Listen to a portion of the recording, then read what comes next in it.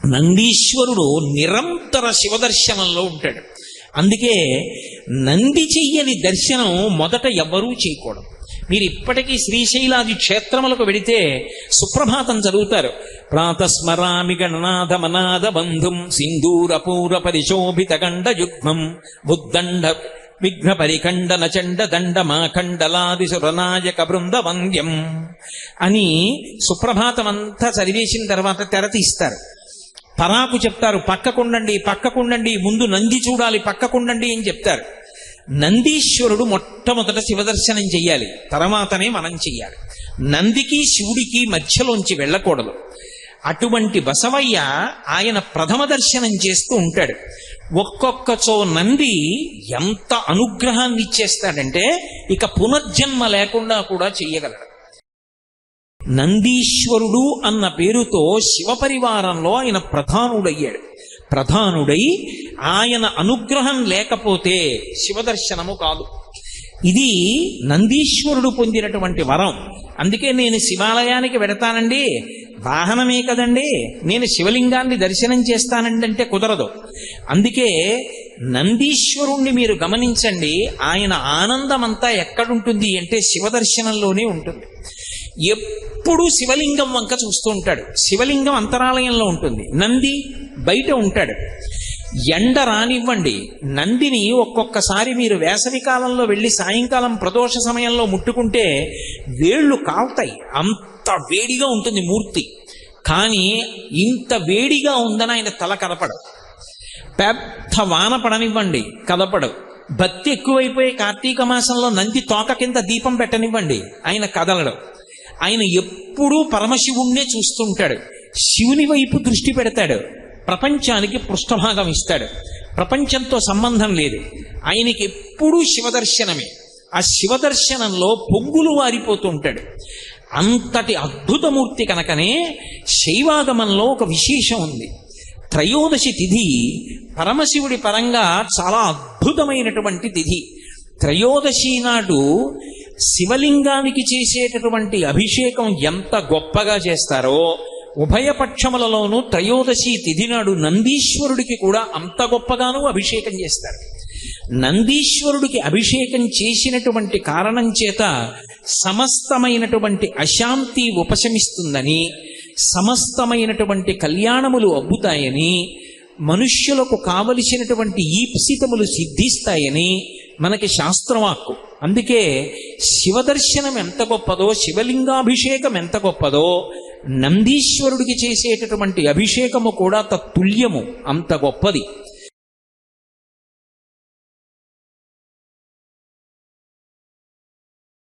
ఆయన ఈ లోకములకన్నిటికీ కూడా ఈశ్వర అన్న శబ్దంతో పరిపాలిస్తూ ఉంటాడు. ఈశ్వరుడు అన్న మాటకు అర్థం ఏమిటంటే ఆయన ఒకరి పాపాన్నంతటినీ కూడా తొలగతోసిన, ఆయన ఎవరినైనా శిక్షించిన, ఇలా నువ్వెందుకు శిక్షించావని కానీ, వీళ్ళని ఎందుకు క్షమించావని కానీ అడగగలిగినటువంటి వాడు వేరొకడు లేడు. ఆయనకు ఆయనే సాటి. అందుకే 3 రకములైనటువంటి మలములు పరమశివుడికి అన్వయము కావు అని లింగపురాణంలో శివుడి గురించి చెప్తూ ఒక మాట చెప్తారు. ఆయన అప్రాకృత శరీరం తం అతిమన్మథరూపిణం ఘృతరీతి ఘనీభూతం సచ్చిదానంద విగ్రహం అని. నెయ్యి పేరుకుంటే గడ్డకట్టి ఎలా ఉంటుందో అలా అంతటా నిండి నిబిడీకృతమైపోయినటువంటి పరమశివుడు భక్తులను అనుగ్రహించడానికి ఒక రూపంతో కనపడుతూ ఉంటాడు. కానీ యథార్థమునకు 3 మలములు ఆయనకుండవు. ఆనవమలము, కార్మిక మలము, మాయిక మలము అని ఉంటుంది. ఈ 3 మలములు ఈ జగత్తులో ఉన్న ప్రతి ప్రాణికి ఉంటాయి. ఆనవమలము అంటే ఇప్పుడు నా శరీరం ఉందనుకోండి, ఈ శరీరంలో పంచభూతాలు ఉంటాయి. పృథివీ, అప్పంటే నీరు, తేజస్సు అగ్నిహోత్రం, వాయువు, ఆకాశం. ఎన్ని మాటలు స్నానం చేయనివ్వండి, ఇలా అంటే మట్టి వస్తుంది, రుద్దితే పృథివీ ఉంటుంది, ఇందులో నీళ్లు ఉంటాయి. అందుకే నీళ్లు అయిపోతే దాహం రూపంలో మళ్ళీ అడుగుతుంది, మళ్ళీ నీళ్లు పోస్తాం, మళ్ళీ ఆ రోమకూపాల్లోంచి మళ్ళీ నీళ్లు చెమట రూపంలో పైకి వస్తుంటాయి. నీరు ఉంటుంది. అలాగే అగ్నిహోత్రం ఉంటుంది. అందుకే కదా శరీరం వేడిగా ఉంటుంది, ఎప్పుడు అగ్నిహోత్రం ఉంటుంది. ఇందులో గాలి ఉంటుంది, ఆకాశం ఉంటుంది, ప్రదేశము ఇందులో ఉంటుంది, 5 ఉంటాయి. కాబట్టి కార్మిక ఆణవమలము అంటారు. ఆణవమలము అంటే బయట ఉన్నటువంటి పంచభూతములతోటే సమస్తమైన పిండాండములు కూడా తయారవుతాయి. ఆణవమలము లేనటువంటి ప్రాణి లోకంలో ఉండదు. రెండవది కార్మిక మలము అంటారు. గత జన్మలలో ఏవో చేసిన పనులుంటాయి. ఇవ్వాలంటే కోటేశ్వరరావు అని ఈ శరీరానికి మా నాన్నగారు పేరు పెట్టారు. అందుకని దీన్ని కోటేశ్వరరావు అని పిలుస్తున్నారు. అలా పేరు పెట్టకముందు కూడా మా అమ్మగారి కడుపులోంచి బయటికి వచ్చి ఈ శరీరం ఉంది కదూ, ఇంది లోపలికి జీవుడు ప్రవేశించాడు. మా అమ్మ కడుపులో ఈ శరీరం తయారైన తర్వాత ఎక్కడి నుంచో వచ్చి అందులోకి వెళ్ళాడు. తాతే కాంత కస్తే పుత్ర సంసారోయమతీవ విచిత్ర కస్యత్వం కత్వతయాయాత తత్వం చింతియ తదీయభ్రాత అంటారు శంకర భగవత్పాదులు. ఎక్కడో తిరిగాడు, ఎక్కడో శరీరం విడిచిపెట్టేశాడు. మా అమ్మ కడుపులో ఒక శరీరం తయారైన తర్వాత జీవుడు అందులోకి వెళ్ళాడు. ఎందుకు అందులోకి వచ్చాడంటే గత జన్మలలో చేసుకున్నటువంటి పాపాలు ఉన్నాయి, గత జన్మలలో చేసుకున్నటువంటి పుణ్యాలు ఉన్నాయి. ఆ పాపాలకి ఫలితంగా దుఃఖం అనుభవించాలి, పుణ్యాలకు ఫలితంగా సుఖం అనుభవించాలి. ఈ రెండూ అనుభవించడానికి ఒక శరీరం ఉండాలి. కాబట్టి ఈ శరీరాన్ని పొందాను. గత జన్మలలో చేసినటువంటి కర్మల యొక్క ఫలితమును అనుభవించడానికి శరీరాన్ని పొందుతాయి సమస్త ప్రాణులు. పరమశివుడు అలా గత జన్మలలో అనుభవించవలసినటువంటి కర్మల యొక్క ఫలితాన్ని అనుభవించడానికి శరీరం పుచ్చుకోడైన. అప్రాకృత శరీరం తం అతమన్మథరూపిణం ఘృతరీతి ఘనీభూతం సచ్చిదానంద విగ్రహం. సచ్చిత్ ఆనందములే ఆయన యొక్క శరీరం. ఆయనకి మనలా ఏదో గత జన్మలలో చేసుకున్న కర్మ వల్ల శరీరం వచ్చింది అని చెప్పకూడదు. మాయిక మలము అని 3వ మలం ఉంటుంది. అది సమస్త ప్రాణులకు ఉంటుంది. మాయిక మలము అంటే మాయలో తిరుగుతూ ఉంటాడు. ఏది సత్యమో అది అసత్యంలా కనపడుతుంది, ఏది అసత్యమో అది సత్యంలా కనపడుతుంది. ఇది ఉండదురా, కొన్నాళ్ళు ఉంటుంది, కొన్నాళ్ళు పోయిన తర్వాత పోని 10 ఏళ్ళో 15 ఏళ్ళో 20 ఏళ్ళో పోని 100 ఏళ్ళు వచ్చే వరకు ఉంటుంది. 100 ఏళ్ల తర్వాత అయినా ఈ శరీరం పడిపోతుంది. నేడో రేపో కాదేని ఏనాటికో ఈ శరీరం పడిపోతుంది, పడిపోకుండా ఉండదు. అంటే అప్పుడు వినడానికి నిజమే, పాపం ఆయన చెప్తున్నది సత్యమే. ఎవరు ఉండిపోయారు? మా తాతగారు ఉండిపోయారా, మా నాన్నగారు ఉండిపోయారా, మా అమ్మగారు ఉండిపోయారా, మా పెదనాన్నగారు ఉండిపోయారా? వెళ్ళిపోయారు. కానీ నేను మాత్రం ఉండిపోతాను. నేనంటే ఈ శరీరం ఉండిపోతుంది అని ఒక మాయ. దానికోసం నానా వెంపర్లాట. అసలు ఉండిపోయేటటువంటి ఆత్మ అదొకటి ఉన్నది అన్నది కూడా ఎరుకలోకి రాదు. ఈ మాయ చేత వశపడి ఉంటాయి ప్రాణులన్నీ. కానీ పరమశివుడు మాయాతీతుడు, ఆయనకి మాయ వశపడి ఉంటుంది. అందుకే ఆయన ఒకనాడు ఉన్నవాడు, ఒకనాడు లేనివాడు కాడు. ఆయన సాక్షిగా ఉంటాడు. సమస్త బ్రహ్మాండములు ఆయనలో గడిపోతాయి. మళ్ళీ సమస్త బ్రహ్మాండములను ఆయన సృజిస్తూ ఉంటాడు, నిలబెడుతూ ఉంటాడు. అందుకే సృష్టికర్త ఆయనే, స్థితికర్త ఆయనే, ప్రళయకర్త ఆయనే. 3 అయినటువంటి పరమేశ్వరుడు ఆణవమలము, కార్మికమలము, మాయికమలము అనబడేటటువంటి 3 మలములకు అతీతమైనటువంటి స్థితిలో ఉంటాడు. కాబట్టి భూతాత్మ భూతీశ భూతభావన రూప దేవమహాదేవ దేవవంద్య, ఈ లోకములకెల్ల ఈశ్వరుండవు నీవు, బంధమోక్షములకు ప్రభుడవీయు. బంధనమునందు పడయ్యాలన్నా, మోక్షం ఇవ్వాలన్నా ఆయనే ప్రభువు. అందుకే జ్ఞానదాత మహేశ్వర. జ్ఞానం ఇచ్చేవాడెవరు అంటే పరమశివుడు. ఆయన ఒకసారి జ్ఞానం ఇచ్చాడా, ఆ జ్ఞానము వలన మోక్షం కలుగుతుంది. అందుకే శివుడు అంటే చాలా మంది ఏదో చంపేస్తాడు అనుకుంటారు. కాదు, ఆయన 3 ప్రళయములు చేస్తాడు. ప్రతిరోజు చేసేటటువంటి ప్రళయం ఒకటి ఉంటుంది, దాన్ని నిత్య ప్రళయం అంటారు. ఇప్పుడంటే మనందరం ఇలా కూర్చున్నాం. రాత్రి 11 అయిందనుకోండి, మీరు ఏలూరు వీధుల్లోకి వెళ్ళండి, ఒక్క ప్రాణి కనపడదు, సమస్త భూతములు నిద్రపోతూ ఉంటాయి. రాత్రిపూట అన్ని ప్రాణులకు నిద్రాకాలిక సుఖాన్నిచ్చి నిద్రలో మళ్ళీ ఇంద్రియములకు కావలసినటువంటి శక్తిని ఇస్తూ ఉంటాడు. అది నిత్య ప్రళయం. రెండవది ఆత్యంతిక ప్రళయము అంటారు. జ్ఞానం ఇస్తాడు. భక్తితో ఎవరు శంకరుణ్ణి ఆరాధన చేస్తారో వాళ్ళకి జ్ఞానం ఇస్తాడు. ఆ జ్ఞానము వలన ఈశ్వరుడు ఎరుకలోకొచ్చి అద్వైతానుభూతి కలుగుతుంది. దాని వలన ఇక మళ్ళీ పుట్టవలసిన అవసరం ఉండదు. అటువంటి ఆత్యంతిక ప్రళయం చేస్తాడు. అలా జ్ఞానమును పొందకుండా పుట్టి చచ్చి పుట్టి చచ్చి పుట్టి చచ్చి పునరపి జననం పునరపి మరణం పునరపి జననీ జఠరే చైనం దిహ సంసారే బహుదుస్తారే కృపయాపారే పహిమురారే అంటారు శంకరులు. అలా కొన్ని కోట్ల జన్మలు ఎత్తి మళ్ళీ శరీరం విడిచిపెట్టి అలా తిరుగుతూ సంసార భ్రమణ పరితాపోపశమనం అలా తిరుగుతున్నటువంటి వాళ్ళకి ఎంతకాలం తిరుగుతారా ఇలాగా? మీరు బడలిపోయారు, మీరు నన్ను పొందలేరు, మిమ్మల్ని నేను పొందేస్తానని మహాప్రళయంలో ఆయనే మనందరినీ తనలోకి తీసేసుకుంటాడు. అలా తీసుకోగలిగినటువంటి శక్తి కలిగిన వాడు ఆయన. అందుకే బంధమోక్షములకు ప్రభుడవీయు ఆర్త శరణ్యుండవగు గురుండవు నిన్ను కోరి భజింతురు కుశలమతులు. ఆర్తితో పిలిస్తే పలికేటటువంటి వాడు కాబట్టి బుద్ధి కలిగినటువంటి వారందరూ కూడా శంకరుని యొక్క ఆరాధన చేస్తుంటారు. కోరి భజింతురు కుశలమతులు. అటువంటి వాడివి ఓ పరమేశ్వర, శబ్దయోనివీవు శక్తియుతుడవీవు జగదంతరాత్మవీవు ప్రాణమరయ సకలమునకును. నీవు శక్తితో కలిసి ఉంటావు, అమ్మవారితో ఆదిశక్తితో కలిసి ఉంటావు. శబ్దములకన్నింటికీ ఆలవాలమైన వాడివి నువ్వే. ఆయన ఢమరుకం మోగిస్తే అందులోంచి వచ్చిన శబ్దాల్లోంచి మహేశ్వర సూత్రాలు వచ్చాయి.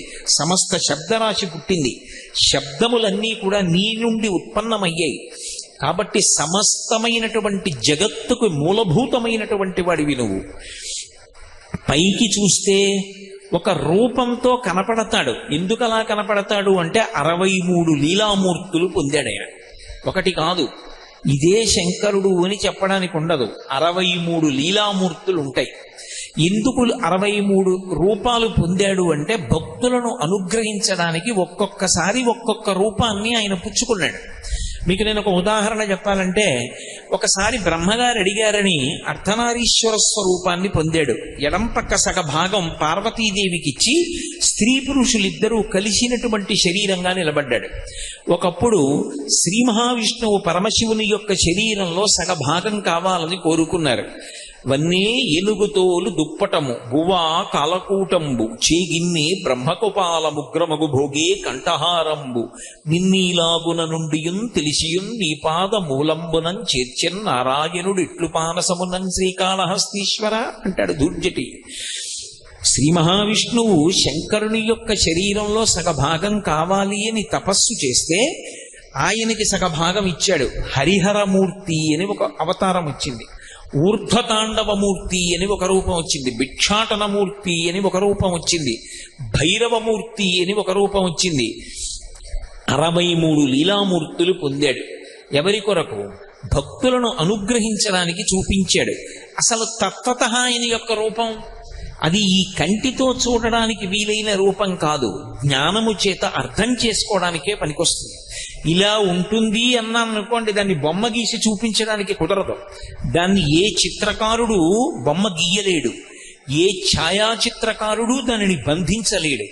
అంత అద్భుతమైన రీతిలో తత్వతః శివస్వరూపం ఉంటుంది. అగ్ని ముఖంబు పరాపరాత్మకమాత్మ కాలంబు గతి రత్నగర్భ పదము శ్వశనంబు నీ యూర్పు రసన జిలీషుండు దిశలు కర్ణంబులు దివము నాభి సూర్యుండు కన్నులు శుక్లంబు సలిలంబు జఠరంబు జలధులు చెదలు శిరము సర్వౌషధులు రోమచేయము శల్యంబులద్రులు మానసమృతకరుండు చందములు ధాతువులు ధర్మసమితి హృదయము ఆస్యపంచకము పరిషదాహ్వయంబైన నీరూపు సదసత్వమై శివాఖ్యయై స్వయం జ్యోతి అయ్యొప్పు ఆద్యముగుచు అంటారు. ఆ రూపాన్ని ఎవరు గీసి చూపిస్తారు?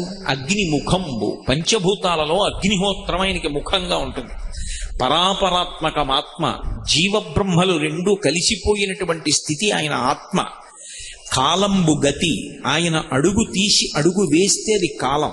రత్నగర్భ పదము, ఈ భూమి అంతా కలిపి ఆయనకి పాదపీఠం. ఆయన పాదం పెట్టుకోవడానికి ఒక పీఠం అది రత్నగర్భ పదము. శ్వసనంబు నీ యూర్పు, ఆయన ఊపిరి తీసి విడిచిపెడితే అది వాయువుగా తిరుగుతూ ఉంటుంది. శ్వసనంబు నీ యూర్పు రసన జలీషుండు, నీరంతా కూడా ఆయన నాలుక. రసన జలేశుండు, దిశలు కర్ణంబులు, దశ దిశలు కలిపి ఆయన యొక్క చెవులు, దిశలు కర్ణంబులు, దివము నాభి, స్వర్గలోకం ఆయన బొడ్డు, దివము నాభి, సూర్యుండు కన్నులు, సూర్యుడు ఆయన యొక్క కన్ను, చంద్రుడు ఒక కన్ను, సూర్యుండు కన్నులు లేదా సూర్యుడే రెండు కన్నులు, సూర్యుండు కన్నులు, శుక్లంబు సలిలంబు, ఆయన యొక్క వీర్యము సమస్తమైనటువంటి సముద్రములు, శుక్లంబు సలిలంబు, జఠరంబు జలధులు, సముద్రములన్నీ కూడా ఆయన కడుపులో ఉంటాయి, చెదలు శిరము, ఆకాశమంతా ఆయన యొక్క తల, సర్వౌషధులు రోమచేయము, ఓషధులన్నీ కలిపి ఆయన యొక్క వెంట్రుకలు, సర్వౌషధులు రోమచేయము, శల్యంబులద్రులు, ఎన్ని పర్వతాలున్నాయని మీరు చెప్తారో అవన్నీ కూడా ఆయన యొక్క ఎముకలు, శల్యంబులద్రులు, మానసమృతకరుండు, ఆయన యొక్క మనస్సు చంద్రుడు, మానసమృతకరుండు, చందములు ధాతువులు, ఆయన చర్మము, రక్తము, మాంసము, కొవ్వు, అస్థి, శుక్ల, మేధ అనబడేటటువంటి 7 పదార్థములు వేదములు, చందములు ధాతువులు, ధర్మసమితి హృదయము, ధర్మసమితి ధర్మము ఆయన యొక్క హృదయం, ధర్మసమితి హృదయమాస్య పంచకముపనిషదాహ్వయంబు, ఆయన 5 ముఖాలు సమస్త ఉపనిషత్తులు. అటువంటి నీ రూపు సదసత్వమై శివాఖ్యయై స్వయం జ్యోతి అయి ఒప్పు ఆద్యమగుచు. ఏది ఆ రూపాన్ని బొమ్మగీసి చూపించండి, సాధ్యం అవుతుందా? అది జ్ఞానత దర్శనం చెయ్యాలంటే. అంతటి మహానుభావుడు శంకరుడు. ఆయన లేని చోటు ఉండదు. అసలు యథార్థమునకు అండశబ్దం వేస్తారు, అందుకే బ్రహ్మాండము అంటారు. అండము అంటే గుడ్డు, బ్రహ్మాండము అంటే ఈ సమస్తమైనటువంటి జగత్తునంతటినీ కలిపి బ్రహ్మాండం అంటారు. శివలింగానికి పానవట్టం ఎలా ఉంటుందో అలా ఈ బ్రహ్మాండమంతా కూడా ఒక శివలింగాకృతిని పొంది ఉంటుంది. ఆ పాతాళ నభస్థలంత భువన బ్రహ్మాండమా విస్ఫురత్ జ్యోతిస్ఫాటిక లింగమౌళి విలసత్పూర్ణేందువంతామృతై అస్తోకప్లుతమీకమీశమనిశం రుద్రానువాకాం జపం ధ్యాయేత్ దీప్సిత సిద్ధయే ధ్రువపదం విప్రోభిషించేచ్చివం బ్రహ్మాండ వ్యాప్తదీహా భసిత హిమరుచాభాసమానాభుజంగై కంఠే కాళాః కపర్దాః కలిత శశికళశ్చండ కోదండహస్తాః త్రిక్షా రుద్రాక్షమాలా సులలిత వపుష సంభవా మూర్తిభేదాః రుద్రాశ్రీ రుద్రసూక్త ప్రకటిత విభవాన ప్రయచ్చస్తు సౌఖ్యం అని యజుర్వేదం. పాతాళలోకం కన్నా కింద ఎక్కడ వరకు ఉందో అక్కడ నుంచి ఆ పాతాళ నభస్థలంత భువన బ్రహ్మాండమా విస్ఫురత్. బ్రహ్మాండములు ఎంతవరకు ఉన్నాయని మనం చెప్తున్నామో అంతకన్నా పై వరకు నిండిపోయి ఉంటాడు ఆయన, అంతటా వ్యాపించి ఉంటాడు. అందుకే పరమశివుడికి ఒక ప్రత్యేకమైనటువంటి పేరు స్థాణుహు అని. స్థాణుహు అంటే అసలు యథార్థమునకు వ్యతిరేక అర్థం వస్తుంది. ఎవరో ఒక ఆయన అలా అడ్డంగా కూర్చున్నాడు అనుకోండి, ఏమండి జరగండి జరగండి జరగండి అని నేను ఎంత అడిగినా ఆయన కదలటం లేదనుకోండి, ఏమండి మీరేమన్నా స్థాణువా ఏమి కదలరే అలా అడ్డంగా కూర్చున్నారు అంటాం. కదలకుండా జడుళ్ళ చెప్పిన మాట వినకుండా అలా కూర్చుంటే స్థాణుహు అంటాం. మరి పరమశివుడికి స్థాణుహు అన్న పేరేమిటి అంటే కదలనివాడు కాడు, కదలడానికి చోటు లేనివాడు. అంతటా ఆయనే నిండిపోయాడు, ఇంకా ఎక్కడ కదులుతాడైనా, ఇక కదలడానికి లేదు. అందుకని స్థాణుహు. ఇంకా ఆయన కన్నా జ్ఞాని లోకంలో లేడు. మనకి ఎవడు అర్థం కాడో వాడిని పిచ్చివాడు అంటాం, ఆయన మనకు అర్థం కాడు, అంతటి మహాజ్ఞాని. అందుకే ఉన్మత్త శేఖరాయ నమః అని ఒక పేరు. అటువంటి పరమశివుడికి చెందని వారు లోకంలో ఎవరు ఉంటారో ఉండడం సాధ్యం అవుతుందా? అసలు ఉండదు. నేను మీకు ఒక్క విషయం చెప్తాను. ఈ సమస్త సృష్టి మొట్టమొదట ఎక్కడుంది? పరమశివుడి గర్భంలో ఉంది. మహాప్రళయంలో ఆయన తీసేసుకున్నాడు. ఈ సృష్టినంతటినీ మళ్ళీ చెయ్యాలి. ఆయన తనలోంచి సృష్టిని బయటికి విడిచిపెడుతున్నప్పుడు, ఒరే అబ్బాయి, ఇంతకు ముందు జీవులు చేసుకున్న కర్మలని ఆధారం చేసుకుని 4 వేదములు 4 ముఖాలతో చదువుతూ వేదమును ప్రమాణంగా చేసుకుని జీవుల్ని పునఃసృష్టి చెయ్యమని బ్రహ్మగారిని మొట్టమొదట ఆజ్ఞాపించాడు. అంటే అసలు సృష్టి ప్రారంభమే ఆయన దగ్గర అయితే వాళ్ళిద్దరూ తల్లిదండ్రులు, పార్వతీ పరమేశ్వరులు. ఇప్పుడు వాళ్ళతో సంబంధం లేని వాళ్ళెవరు? శివుడికి పరివారం కాని వాళ్ళెవరు? మేము శివ పరివారంలోకి రావండి అని అనగలిగిన వాడు ఎవడైనా ఉంటాడా? సమస్తము ఆయనకి చెందినవే. వాగర్ధ వివ సంపృక్తౌ వాగర్ధ ప్రతిపత్తయే జగత పితరౌ వందే పార్వతీ పరమేశ్వరౌ. అందరూ శివుడికి చెందిన వారే. అందుకే మీరు జాగ్రత్తగా గమనించండి, భూత ప్రేత పిశాచాదులు ఉంటాయి, వాటికి కూడా తండ్రి ఎవరు అంటే శంకరుడే. నాకు 10 మంది కొడుకులు ఉన్నారనుకోండి, అందులో 90 ఐఏఎస్లు, ఐపీఎస్లు, ఐఎఫ్ఎస్లు, ఐఆర్ఎస్లు, డాక్టర్లు, ఇంజనీర్లు ఉన్నా ఒకడు జేబు దొంగ అనుకోండి, వాడు నా కొడుకు కాదంటే వీల్లేదు. 90 ప్రయోజకులు అయితే ఒకడు అప్రయోజకుడు కూడా నా కొడుకే. ఎందుకంటే వాడిని కన్నవాణ్ణి నేను. ఈ లోకంలో భూతములు, ప్రేతములు, పిశాచములు ఉన్నాయి అంటే వాటిని కన్నవాడు కూడా ఎవడో ఉండాలి. ఆయన పరమశివుడు తప్ప వేరొకడు ఎలా అవుతాడు? అందుకే ఈ సమస్తమైన భూతగణములకు కూడా తండ్రి ఎవరు అంటే శంకరుడే. అవి కూడా ఎవరి మాట వింటాయి అంటే తండ్రి మాట వింటాయి. కాబట్టి ఆయనతో అనుబంధము లేని వారు ఎవరున్నారు? ఎవరు ఉండరు.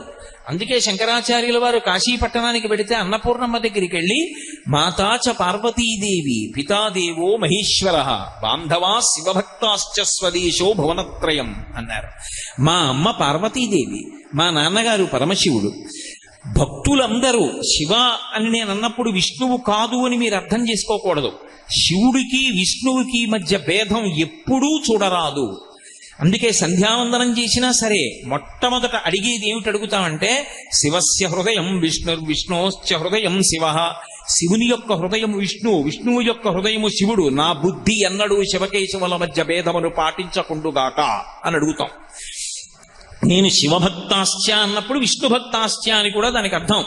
కాబట్టి శివభక్తాశ్చ స్వదేశో భువనత్రయం. ఈ లోకంలో ఉన్నటువంటి వాళ్ళందరూ కూడా మా బంధువులే. మీరు మాకు తల్లి తండ్రి అన్నారు శంకరాచార్యుల వారు. పరమశివుడికి పరివారం కానివారు, పరివారము అంటే ఆయన బంధువులు, ఆయన యొక్క స్నేహితులు, ఆయన యొక్క కుటుంబంలో ఉన్నవాళ్ళు. అసలు ఆయనకి చెందని వారు అన్న వారిని చూపించడం సాధ్యం అవుతుందా? సాధ్యం కాదు. కానీ ఇక్కడ నిర్వాహకులు ఏమన్నారంటే మీరు శివ పరివారం గురించి 2 రోజులు మాట్లాడండి అన్నారు. ఇప్పుడు శివ పరివారం గురించి నేను 2 రోజులు మాట్లాడాలంటే ఎవరి గురించి మాట్లాడాలి? అందరూ ఆయన పరివారమే. సమస్త పిపీలికాది పర్యంతము ఆయన పరివారం. అంతవరకెందుకు? అమ్మవారి గురించి లలితా సహస్రనామ స్తోత్రంలో ఏమనుంది? ఆ బ్రహ్మకీట జననీ అని ఉంది. బ్రహ్మతో మొదలుపెట్టి చిన్న పురుగు వరకు ఆమె బిడ్డలే, ఆమె తల్లి అయినప్పుడు ఇప్పుడు పరమశివుని యొక్క పరివారము అంటే ఎవరు? అందరూ. చీమలు, దోమలు, ఈగలు, నల్లులు, పిల్లులు, పందులు, కుక్కలు ఆయన పరివారం కానిది లేదు. ఇప్పుడు ఈ 2 రోజుల్లో నేను ఎవరి గురించి మాట్లాడాలి? ఎంతమంది గురించి నేను చెప్పను? అసలు శివ పరివారం కానివారెవరు? కాబట్టి శివ పరివారం గురించి ఉపన్యాసము అంటే ఇంతే. అందరూ శివ పరివారము అని చెప్పి నేను వెళ్ళిపోవాలి. కానీ ఏదో ఒక ప్రాతిపదిక తీసుకుని మాట్లాడవలసి ఉంటుంది. కాబట్టి అంతా శివ పరివారమైనప్పటికీ శివాలయాన్ని దృష్టిలో పెట్టుకుంటే, శివాలయాన్ని ఒక ప్రమాణంగా, ఒక కేంద్రంగా తీసుకున్నప్పుడు శివాలయానికి ఒక ఆగమం ఉంటుంది. ఒక ఆలయాన్ని నిర్మాణం చేశాము అంటే అది ఆగమానికి కట్టుబడుతుంది. ఆ ఆగమం ప్రకారం శైవాగమం అనాలి. శైవాగమం ప్రకారంగా ఆ ఆలయం నిర్మింపబడుతుంది. నిర్మింపబడినప్పుడు అందులో మొట్టమొదట ఈశాన్య దిక్కు వైపుకి చూస్తే శివాలయంలో ఈశాన్యంలో నటరాజస్వామి వారి యొక్క దేవాలయం ఉండాలి. 2 పక్కన భైరవుడి యొక్క దేవాలయం ఉంటుంది. అలాగే ఆగ్నేయం వంక చూసినప్పుడు సోమాస్కందుని యొక్క గుడి ఉంటుంది, సోమాస్కందమూర్తి ఉంటుంది. దక్షిణాన దక్షిణామూర్తి ఉంటాడు. నైరుతిలో విఘ్నేశ్వరుడు ఉంటాడు. పశ్చిమాన సుబ్రహ్మణ్యుడు ఉంటాడు. అలాగే ఉత్తరాన చండీశ్వరుడు ఉంటాడు. ఇవి శివాలయంలో ఉండేటటువంటి ఉపాలయముల యొక్క స్థానములు. దీన్ని శైవాగమం అంటారు. ఆ ఆగమం ప్రకారం శివాలయంలో ఆయా స్థానములు ఉండాలి అని శాస్త్రము యొక్క నిర్వచనం, శాస్త్రము యొక్క ఆదేశం. అయినప్పుడు వీళ్ళు ఉండి తీరాలి అన్న మాట వాడుతున్నాం కదూ, అప్పుడు వాళ్ళని ప్రధానమైన పరివారంగా చేసుకుని మాట్లాడవలసి ఉంటుంది. వాళ్ళు ఎప్పుడూ శివుడితో ఉంటారు అని కదూ దాని అర్థం. శివుడు ఆలయంలోకి వచ్చి ఉన్నాడు, శివాలయం ఉన్నది అంటే మనం దర్శనానికి వెడితే తిన్నగా శివ దర్శనానికి వెళ్ళకూడదు. ఎప్పుడైనా సరే పరివారాన్ని సేవిస్తే తప్ప ప్రధానమూర్తి దర్శనానికి వెళ్ళకూడదు. ప్రదక్షిణం అంటారు. దక్షిణం అంటే కుడి చేతి వైపుకు ఉంచుకోవడం. ఎవరు ప్రధానమూర్తో ఆయన కుడి చేతి వైపుకి ఉండేటట్టుగా గుండ్రంగా తిరిగొస్తే ప్రదక్షిణం చేశాడు అంటారు. శివాలయంలోకి వెళ్ళినప్పుడు మొట్టమొదట ఎవరెవరిని చూసి తర్వాత లోపలికి వెళ్ళవలసి ఉంటుంది అంటే, నైరుతిలో ఉన్నటువంటి విఘ్నేశ్వరుడు, పశ్చిమాన సుబ్రహ్మణ్యుడు, ఉత్తరాన ఉన్నటువంటి చండీశ్వరుడు, ఈశాన్యంలో ఉన్నటువంటి భైరవుడు, అలాగే అక్కడ ఉన్నటువంటి నటరాజు, ఆగ్నేయంలో ఉన్నటువంటి సోమాస్కందుడు, దక్షిణాన ఉన్నటువంటి దక్షిణామూర్తి, వీళ్ళు పరివార దేవతలుగా లేదా శివస్వరూపాలుగా ప్రదక్షిణంలో మొట్టమొదట సేవించి తర్వాత లోపలికి వెళ్ళి శివుణ్ణి సేవించాలి. ఈ శివుణ్ణి సేవించడానికి వెళ్ళేటప్పుడు వాహనము అని ఒకటి ఉంటుంది. ఈ వాహనము కేవలముగా ఏదో నేమిక్కి వచ్చేటటువంటి వాహనం ఎలా ఉంటుందో అటువంటిది కాదు. ఇప్పుడు నేను ఈ ఉపన్యాసం చెప్పడానికి ఇక్కడికి ఒక కారు మీద వచ్చాను, కానీ ఆ కారుకి ప్రాణం ఏమి ఉండదు. అది నేను ఎక్కడికి తీసుకెళ్ళమంటే అక్కడికి తీసుకెళ్తుంది. కానీ మీరు భగవంతుని యొక్క వాహనములను గురించి తెలుసుకుంటే ఆ వాహనానికి ఒక ప్రతిపత్తి ఉంటుంది, వాహనానికి ఒక ప్రత్యేకమైనటువంటి మంత్రం ఉంటుంది. వాహనము తనంత తానుగా అనుగ్రహించగలిగి ఉంటుంది. శ్రీ మహావిష్ణువు యొక్క వాహనం ఉందనుకోండి, గరుత్మంతుడు, ఆయన ఎన్నో గొప్ప గొప్ప పనులు చేస్తాడు. ఆయన ఉత్తమమైనటువంటి సంతానాన్ని కూడా అనుగ్రహిస్తాడు. గరుత్మంతుడు ఎన్నిటినో అనుగ్రహించగలడు మహానుభావుడు. ఆ తరంగాలు చేసినటువంటి నారాయణ తీర్థుల వారు గరుత్మంతుని యొక్క తత్వం మీద అద్భుతమైనటువంటి కీర్తన చేశారు. కాబట్టి వాహనము అంటే కేవలముగా ఏదో భగవంతుణ్ణి తీసుకొచ్చేటటువంటి ఉపకరణం కాదు. వాహనమునకు ఒక ప్రతిపత్తి ఉంటుంది, అది స్వతంత్రంగా అనుగ్రహించగలిగినటువంటి శక్తితో ఉంటుంది. అలాగే మీరు శివాలయానికి వెడితే నందీశ్వరుడు ఉంటాడు. నందీశ్వరుడు యొక్క శృంగములలోంచి శివదర్శనం చెయ్యాలి. అసలు నందీశ్వరుడి దగ్గరికి వెళ్ళి ప్రార్థన చెయ్యకుండా శివలింగం వంక దర్శనం చెయ్యకూడదు. నంది దగ్గరికి వెళ్ళి మొట్టమొదట ప్రార్థన చెయ్యాలి. ఏమని అంటే, నందీశ్వర నమస్తుభ్యం సాంబానంద ప్రదాయక మహాదేవస్య సేవార్థం ఆజ్ఞాం దాతుమర్హసి అని అడగాలి. అనుజ్ఞాం దాతుమర్హసి. నందీశ్వర నమస్తుభ్యం. నమస్తుభ్యం అంటే రెండు చేతులు కైమోక్షి ఇలా శిరసు ఉంచి నమస్కరించాలి. నమస్కరించి, ఓ నందీశ్వర నీకు నమస్కరిస్తున్నాను. ఎవరు నువ్వు? సాంబానంద ప్రదాయక. సా అంబ ఆనంద ప్రదాయక. అమ్మతో కలిసి ఉన్నటువంటి శివుని యొక్క దర్శనాన్ని నాకు అనుగ్రహించగలిగినటువంటి వాడివి. వాళ్ళ ఇద్దరి దర్శనము చేత నేను ఆనందమును పొందేటట్టుగా చెయ్యగలిగిన వాడివి నువ్వు. నీ అనుగ్రహం లేకపోతే ఆయన దర్శనం లేదు. కాబట్టి సాంబానంద ప్రదాయక మహాదేవస్య సేవార్థం. నేను మహాదేవుని యొక్క సేవ చెయ్యాలనుకుంటున్నాను, ఆయన ఎదురుగుండా నిలబడాలనుకుంటున్నాను, నమస్కరించాలనుకుంటున్నాను. కాబట్టి మహాదేవస్య సేవార్థం అనుజ్ఞాం దాతుమర్హసి. మీరు నాకు అనుజ్ఞ ఇవ్వండి, అనుమతి ఇవ్వండి. మీరు అనుమతిస్తే అప్పుడు నేను లోపలికి వెడతాను అని చెప్తారు. నందీశ్వరుడు కేవలముగా పరమశివుడు వచ్చేటటువంటి వాహనం ఒక్కటే కాదు, అసలు నందీశ్వరుని యొక్క అనుమతి లేకుండా శివాలయంలో శివదర్శనం చేశారనుకోండి, దాన్ని శంకరుడు అంగీకరించాడు. ఎందుచేత అంటే శివదర్శనాన్ని ఇవ్వడానికి మొట్టమొదట ఎవరు అనుగ్రహించాలి అంటే నందీశ్వరుడు అనుగ్రహించాలి. ఎక్కడి నుంచి వచ్చింది నందికా శక్తి శివ పరివారంలో అంటే, శిలాదుడు అని ఒక మహర్షి, ఆయన మహానుభావుడు. ఆయనకి ఒకప్పుడు ఒక విచిత్రమైనటువంటి కోరిక కలిగింది, నాకు ఒక కుమారుడు కలగాలి. కానీ అందరు పిల్లలు పుట్టినట్టే భార్య యొక్క సహాయము వలన నా తేజస్సు, నా భార్య యొక్క శోభితము కలిసి నా భార్య యందు పిండముగా రూపుదిద్దుకొని ఏదో కొన్ని నెలలు ఆమె గర్భము ధరించిన తరువాత బయటికి వచ్చేటటువంటి శిశువు కాదు, అయోనిజుడు కావాలి. స్త్రీ గర్భము నుండి బయటికి రానివాడయ్యి ఉండాలి, అయోనిజుడు కావాలి. రెండు, ఆ పిల్లవాడికి మరణం ఉండకూడదు, ఇక పిల్లవాడు శరీరం అన్నది విడిచిపెట్టకూడదు. మూడు, వాడు పరమశివుడితో సమానమైనటువంటి స్థాయిని పొంది ఉండాలి అనుగ్రహంలో. వాడు ఆజ్ఞాపించడంలో కానీ అనుగ్రహించడంలో కానీ రూపంలో కానీ ముమ్మూర్తుల శంకరుడు ఎలా ఉంటాడో అలా ఉండాలి. నాకు అటువంటి కొడుకు కావాలి. అదేం సామాన్యమైన కోరిక.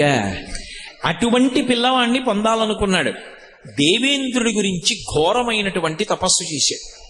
ఘోరమైన తపస్సు చేస్తే దేవేంద్రుడు ప్రత్యక్షమయ్యాడు. ఏం కావాలన్నాడు. ఇదిగో ఈ 3 లక్షణాలు చెప్పాడు. నాకు ఇటువంటి కుమారుణ్ణి కటాక్షించు అన్నాడు. ఒక్కొక్క మహానుభావుడికి ఒక్కొక్క సంకల్పం కలుగుతుంది. ఈ శపథమన్వేష్టం చారణ చరితే పథి అంటారు వాల్మీకి మహర్షి రామాయణంలో. ఈష సంకల్పం.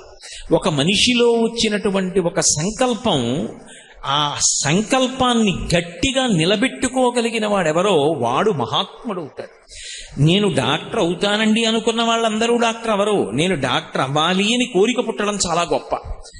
పుట్టిన తరువాత డాక్టర్ అవ్వడానికి ఊంచుకుని ప్రయత్నం చేసిన వాడెవరో వాడు డాక్టర్ అవుతాడు. అసలు ముందు సంకల్పం పుట్టాలి కదా. అసలు ఆ సంకల్పం పుట్టడం అందరికీ ఎందుకు పుడుతుంది? అందరికీ పుట్టదు. కాబట్టి అటువంటి సంకల్పం పుట్టింది శిలాదుడికి. అందుకంత తపస్సు చేశాడు. దేవేంద్రుడు ప్రత్యక్షమయ్యన్నాడు, హరుడొకరుండు తక్క అన్యులెవ్వరును ఈ వరంబును ఇవ్వగ సాటిరారు. అరయమునీంద్ర శంకరుండనాదిలయుండు భగవతోపకారి అతని గూర్చి ఘోరముగ తపించు. ఓ శిలాదుడా, నువ్వు 3 లక్షణములు కలిగినటువంటి కుమారుడు కావాలి అని చెప్పి కోరుకుంటున్నావు. కానీ హరుడొకరుండు తప్ప అన్యులొసంగగజాలరీ వరము. పరమశివుడు వినా ఈ వరమును ఇవ్వగలిగినటువంటి వాడు లోకంలో లేడు. ఎందుకని? నువ్వు మర్త్యలోకంలో ఉన్నావు. శిలాదుడు ఉన్నది ఇప్పుడు మనం ఉన్న లోకంలోనే ఆయన ఉన్నాడు. ఒకప్పుడు నువ్వు మర్త్యలోకంలో ఉండి కొడుకు కావాలంటున్నావు. అప్పుడు ఈ భూమి మీద పుడతాడు కొడుకు. ఈ లోకంలో ఎవరైనా పుడితే దానికి ఒక లక్షణం ఉంది. అందుకే దీన్ని మర్త్యలోకము అంటారు. ఈ లోకంలోకి ఎవరైనా శరీరంతో వస్తే వాళ్ళు మళ్ళీ ఆ శరీరాన్ని విడిచిపెట్టేయారు. ఆ శరీరంతో ఊర్ధ్వలోకాలకి వెళ్ళడానికి అనుమతించరు. కాబట్టి నువ్వు శంకరుడితో సమానమైన రూపమున్న కొడుకు, మరణము లేని కొడుకు కావాలంటున్నావు. అది హరుడొకరుండు తప్ప అన్యులసంగగజాలరీ వరము వరయ మునీంద్ర. ఓ మునీంద్ర విను, అది మేము ఇవ్వలేము. అది మా అధికారంలోకి రాదు. అలా ఈ లోకంలో ఉండేటటువంటి ఆచారానికి భిన్నంగా పుట్టినప్పటికీ కూడా శరీరం విడిచిపెట్టకుండా శాశ్వతంగా ఉండిపోగలిగినటువంటి కుమారుడు, పరమశివుడితో తుల్యమైనటువంటి ఆకారమును, తేజస్సును, అనుగ్రహానుగ్రహ శక్తి, నిగ్రహానుగ్రహ శక్తిని కలిగినటువంటి వాడు, ఏ జనన మరణములు లేనటువంటి వాడు కలగడం సంభవం కాదు, మేము ఇవ్వలేము. అందుకని శంకరుండనాదిలయుండు పరాత్పరుండు. నువ్వు ఆయన గురించి ఎంత గొప్పగా తపస్సు చెయ్యాలి అంటే, అరుసము మీర నియమమారసి తపించిన హరుని గూర్చి తపించినన్ అతడిచ్చు ఈ వరము పేరిమి నీకు మునీంద్ర తల్లజా. నువ్వు పరమశివుడి గురించి కానీ ఇటువంటి తపస్సు చేశావా? నీ అదృష్టం పరమశివుడు ప్రత్యక్షం అయ్యాడా? ఆయన ఇవ్వగలడు ఈ వరాన్ని. ఎందుకంటే ఆయన ఇది ఇక్కడ ఇవ్వచ్చా ఇవ్వకూడదా? ఆయన ఈశ్వర శబ్దంతో ఉన్నవాడు. ఆయన ఇవ్వగలిగినది ఇవ్వలేనిది అన్నది ఆయనకి లేదు. ఆయన ఇవ్వగలడు. అందుకని ఆయన గురించి తపస్సు చెయ్యి. అలా నువ్వు తపస్సు చేస్తే పేరిమి నీకు ఈ వరంబునిచ్చు మునీంద్ర తల్లజా, అటువంటి వరాన్ని నీకు ఇస్తాడు. అందుకని తపస్సు చెయ్యను. మళ్ళీ పరమశివుడి గురించి తపస్సు మొదలుపెట్టాడు. చాలా కాలం ఘోరమైన తపస్సు చేశాడు. చేస్తే శంకరుడు ప్రత్యక్షం అయ్యాడు. చిత్రం ఏమిటంటే, పరమశివుడు ప్రత్యక్షం అయ్యేసరికి ఎముకలు తప్ప శిలాదుడికి ఏమీ మిగలలేదు. మిగిలిన ధాతువులన్నీ పురుగులు తినేసి, ఆ రోజుల్లో అస్థిగత ప్రాణం కాబట్టి ఎముకలుంటే ప్రాణం ఉంటుంది కాబట్టి ప్రాణంతో ఉన్నాడు. పైనంతా పుట్టలు పట్టేసి ఉన్నాయి. శంకరుడే వచ్చి ప్రత్యక్షమైన బహిర్ముఖుడు కాలేదు. శంకరుడు తన చేతితో ముట్టుకున్నాడు, యథారూపాన్ని పొందాడు. పూర్వం ఉన్న కన్నా జవసత్వాలతో ప్రకాశించాడు. ఏం కావాలని అడిగాడు. అడిగితే అప్పుడు పరమశివుణ్ణి ఉద్దేశించి అడిగాడు, పరమశివ సుతు అయోనిజు, అలాగే నాకు ఓ పరమశివ సుతుడు కావాలి, కొడుకు కావాలి.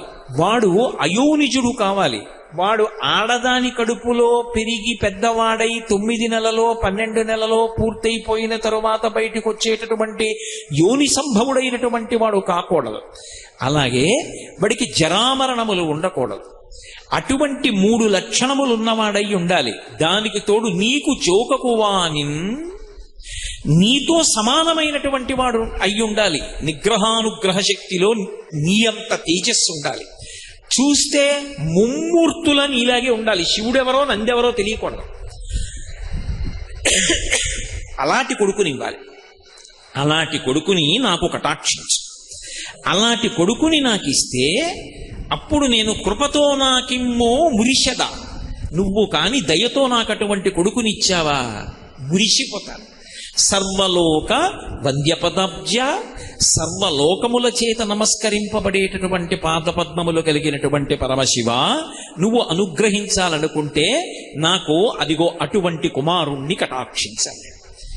ఆయన ఒక్క చిరునవ్వు నవ్వన్నాడు, సుతుడు కావాలి, వాడు నీ కొడుకయ్యి ఉండాలి, అయోనిజుడయ్యి ఉండాలి, జరామరణములు లేనివాడయ్యి ఉండాలి, నాతో సమానుడయ్యి ఉండాలి. ఇటువంటి కొడుకు కావాలి నీకు. లోకంలో ఇలా అడిగిన వాళ్ళు ఉన్నారా ఎవరైనా? భక్తికి ఎంత పరవశించిపోతాడు పరమశివుడు అన్నదానికి పరాకాష్ఠ నందీశ్వర వృత్తాంతం. తథాస్తు.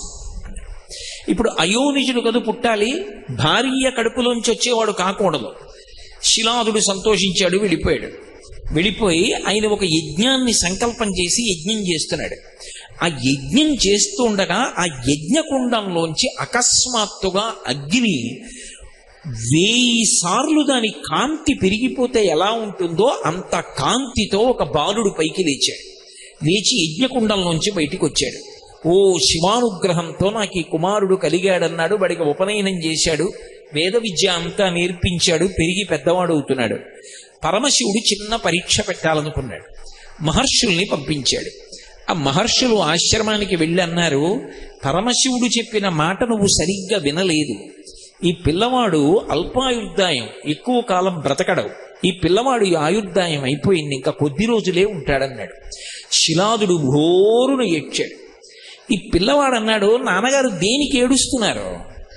నిగ్రహానుగ్రహ సమర్థుడు పరమశివుడు, ఆయన ఇవ్వలేనిది లోకంలో లేదు. నేను ఆయన గురించి తపస్సు చేస్తానని వెళ్ళి కూర్చొని పరమశివుడి గురించి తపస్సు చేశాడు. ఆ పిల్లవాడి తపస్సుకి పరమ సంతోషాన్ని పొందినటువంటి శంకరుడు ప్రత్యక్షమై నేను నీ పట్ల ఎంతో సంతోషాన్ని పొందాను, కాబట్టి నీకు నేను కొన్ని విశేషాలని అనుగ్రహిస్తున్నాను. మీ నాన్న నన్ను వరం అడిగాడు, శిలాదుడికి కొడుకుగా ఉండాలన్నాడు. అందుకు నువ్వు శిలాదుని యొక్క కుమారుడు అని పిలవబడతావు. అయోనిజుడు కావాలన్నాడు, యజ్ఞకుండంలోంచి పుట్టావు. నేను మహర్షులతో అలా కబురు చేశాను, కానీ నిజానికి నేను ఆ మాట అనలేదు. నిన్ను అల్పాయుర్దాయంతో ఉండేవాడివి అనలేదు. నీకు జరామరణములు లేవు, నీకు మృత్యు అన్నది రాదు. నాతో సమానమైనటువంటి రూపం కావాలని మీ నాన్న అడిగాడు. అందుకే నాతో సమానమైనటువంటి రూపాన్ని నీకు అనుగ్రహిస్తున్నానని సమానమైనటువంటి రూపాన్ని అనుగ్రహించాడు. శంకరుడు ఎలా చంద్రరేఖతో ప్రకాశిస్తూ ఉంటాడో అలాగే 3 కన్నులతో చంద్రరేఖతో పరమశివుడితో సమానమైనటువంటి వ్యక్తిగా అపరశంకరుడిగా నందీశ్వరుడు నిలబడ్డాడు. పార్వతీదేవిని పిలిచాడు శంకరుడు. పిలిచి, పార్వతి, ఇతను నీకు పుత్ర సదృశుడు, ఇక పైనుంచి ఇతను కూడా నీకు కుమారుడే. కాబట్టి ఈ నందీశ్వరుణ్ణి నీ కుమారుడితో సమానంగా చూడు. విఘ్నేశ్వరుడికి సుబ్రహ్మణ్యుడికి ఏ స్థానం ఇచ్చావో అదే స్థానాన్ని ఈ నందీశ్వరుడికి కూడా ఇవ్వాలి అని తన జటని ఒక దాన్ని పెరికి ఆ జటలో ఉన్నటువంటి జలాన్ని ఆ పిల్లవాడి మీద పిండినప్పుడు ఆయన జటలోంచి వెంటనే ఒక నది పుట్టింది. ఆ జట పిండినప్పుడు ఆ పిల్లవాడి మీద పడి ఆ పిల్లవాడి శరీరం అంతా తడిసి ఆ నది ప్రవహించింది. దానికి జటోదక అని పేరు. పార్వతీదేవిని పిలిచి, ఈ పిల్లవాడు నీకు కుమారుడు అన్నాడు. అనేటప్పటికి ఆవిడ ఎంతో సంతోషాన్ని పొంది ఈ చేతిని ఇలా పెట్టింది ఆ పిల్లవాడి తల మీద పెట్టి ఒక్కసారి కన్నులు మూసుకుని సంకల్పం చేసింది. చేసేటప్పటికి శంఖం ఎంత తెల్లగా ఉంటుందో అంత తెల్లటి రంగులో ఉన్నటువంటి పాలు ఆమె చేతుల నుంచి 3 ధారల కింద పడ్డాయి. పడి ఆ పిల్లవాడి శరీరం అంతా అందులోంచి తడిసి కిందకి ప్రవహించింది. దాన్ని అలా ప్రవహించి పార్వతీదేవి చేతి నుంచి 3 ధారలుగా పడి ప్రవహించినటువంటి ఆ ధార ఏదైతే ఉందో అది ఒక నదీ రూపాన్ని పొందింది. దాన్ని త్రిస్రూప అని పిలిచారు. అలాగే ఎప్పుడైతే శంకరుడి యొక్క జట నుంచి వచ్చినటువంటి ఉదకము చేత తాను తరిశాడో, పార్వతీదేవి యొక్క చేతిలోంచి వచ్చినటువంటి 3 ధారల పాల చేత తడిశాడో, పరమ సంతోషాన్ని పొందినటువంటి ఆ పిల్లవాడు ఒక్కసారి గట్టిగా అరిచాడు. ఆ అరిచినప్పుడు వృషధ్వని అంటారు. అంటే ఎద్దు అరిస్తే ఎలా ఉంటుందో అంబారామో అటువంటి రవం చేశాడు. అంత పెద్ద కేక వేసేటప్పటికీ ఆ ధ్వనిలోంచి ఒక పెద్ద నీటి బుగ్గ పుట్టి నదిగా ప్రవహించింది. దాన్ని వృషధ్వని నది అని పిలిచారు. అప్పటికి 3 నదులు పుట్టాయి. శంకరుడు పరమ సంతోషంతో తన తల మీద ఉన్నటువంటి కిరీటాన్ని తీసి పిల్లవాడికి అలంకారం చేశాడు.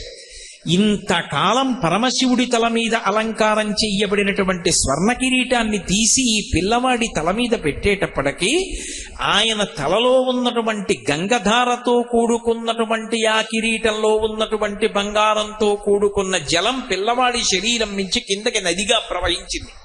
ఎందుకు ప్రవహిస్తుంది అంటే మిగిలిన వారిని అనుగ్రహించడానికి. దానికి జంబూ అని పేరొచ్చింది, జంబూ నది అని. ఒక్క ఇలా కనుమూసి కను తెరిచేటప్పటికి ఇంత అనుగ్రహాన్ని పొంది ఆ పిల్లవాడు 4 నదుల ఉత్పత్తికి కారణం అయ్యేటప్పటికి పైన ఉన్నటువంటి మేఘమండలం మురిసిపోయి మెరుపులతోటి ఉరుములతోటి వెంటనే తీయటి చల్లటి నీటి ధార విడిచిపెట్టింది. ఆ నీరు పడేటప్పటికీ ఆయన శరీరం మీద పడి ఆ పిల్లవాడి నుంచి పక్కకి నదిగా ప్రవహించింది. ఆ నదిని స్వర్ణోదక అని పిలిచారు. నందీశ్వరుణ్ణి పరమశివుడు అనుగ్రహించినటువంటి సమయంలో 5 నదులు ప్రవహించాయి. వీటిని పంచనదములు అని పిలుస్తారు. వాటి మధ్యలో నేను లోకాన్ని అనుగ్రహిస్తానని పరమశివుడు జప్పేశ్వరుడు అన్న పేరుతో పిలిచాడు. అందుకే 5 నదులలో స్నానం చేసి ఆ శివలింగాన్ని ఎవరు దర్శనం చేస్తారో వారు మళ్ళీ పుట్టవలసినటువంటి అవసరం ఉండదు. అంత అద్భుతమైనటువంటి రీతిలో ఆ పిల్లవాడి యొక్క జన్మ పరమశివుడి చేత పార్వతీదేవి చేత అనుగ్రహింపబడము ఏకకాలంలో జరిగాయి. ఆశ్చర్యం ఏమిటంటే పరమశివుడు తనతో సమానమైనటువంటి ముఖమండలాన్ని పిల్లవాడికి అనుగ్రహిస్తే శివమహాపురాణంలో బ్రహ్మాది దేవతలతో చెప్పుకున్నాడు నందీశ్వరుడు. ఆయన అన్నాడు, శంకర నీ అనుగ్రహం వర్ణనాతీతం, దానికి హద్దు లేదు. మా తండ్రి తపస్సు చేసి అడిగాడని నీతో సమానమైన రూపాన్ని నాకు ఇచ్చేశావు. కానీ నాకొద్దు, నువ్వు అనుగ్రహించిన మిగిలినవి స్వీకరిస్తాను. కానీ నువ్వు ఎలా ఉంటావో అలాగే నా ముఖం ఉంటే నాకు నీకు భేదం చెప్పడం కష్టం కావచ్చు, నన్ను శివుడు అనుకోవచ్చు. నాకు అంత ఆశ లేదు. ఇది నీ హద్దు లేని అనుగ్రహం. అందుకే నాకు వానర ముఖాన్ని కటాక్షించమని అడిగాడు. ఆ పిల్లవాడి యొక్క వినయ విధేయతలు చూసి సంతోషించినటువంటి శంకరుడు, నువ్వు ఎప్పుడు అలా కనపడాలనుకుంటే అప్పుడు నీ ముఖము వానర ముఖంగా కనపడుతుంది, కోతి ముఖంలా కనపడుతుంది అని అనుగ్రహించాడు. అందుకే వానర ముఖంతో దర్శనమిస్తుంటారు నందీశ్వరుడు. అటువంటి మహానుభావుడై అంత వినయంతో ఆయన నిలబడ్డాడు. నిలబడితే ఆయన్ని ప్రమథగణములన్నిటికీ కూడా అధిపతిగా పట్టాభిషేకం చేశాడు శంకరుడు. అప్పుడు తూర్యములనన్నింటినీ మోగించారు, మంగళవాద్యములను మ్రోగించారు, దిక్కులు పిక్కటిల్లిపోయి పుష్పవృష్టి కురిసింది, అప్సరోగణములు నాట్యములాడే. అంత గొప్పగా ఆయనకి పట్టాభిషేకం చేశారు. అందుకే ప్రమథగణములన్నిటికీ కూడా అధిపతి ఎవరు అంటే నంది. ఆ నంది పేరు ఎందుకు వచ్చింది అంటే శిలాదుని యొక్క కుమారుడు. ఈ పిల్లవాణ్ణి చూశాడు శిలాదుడు.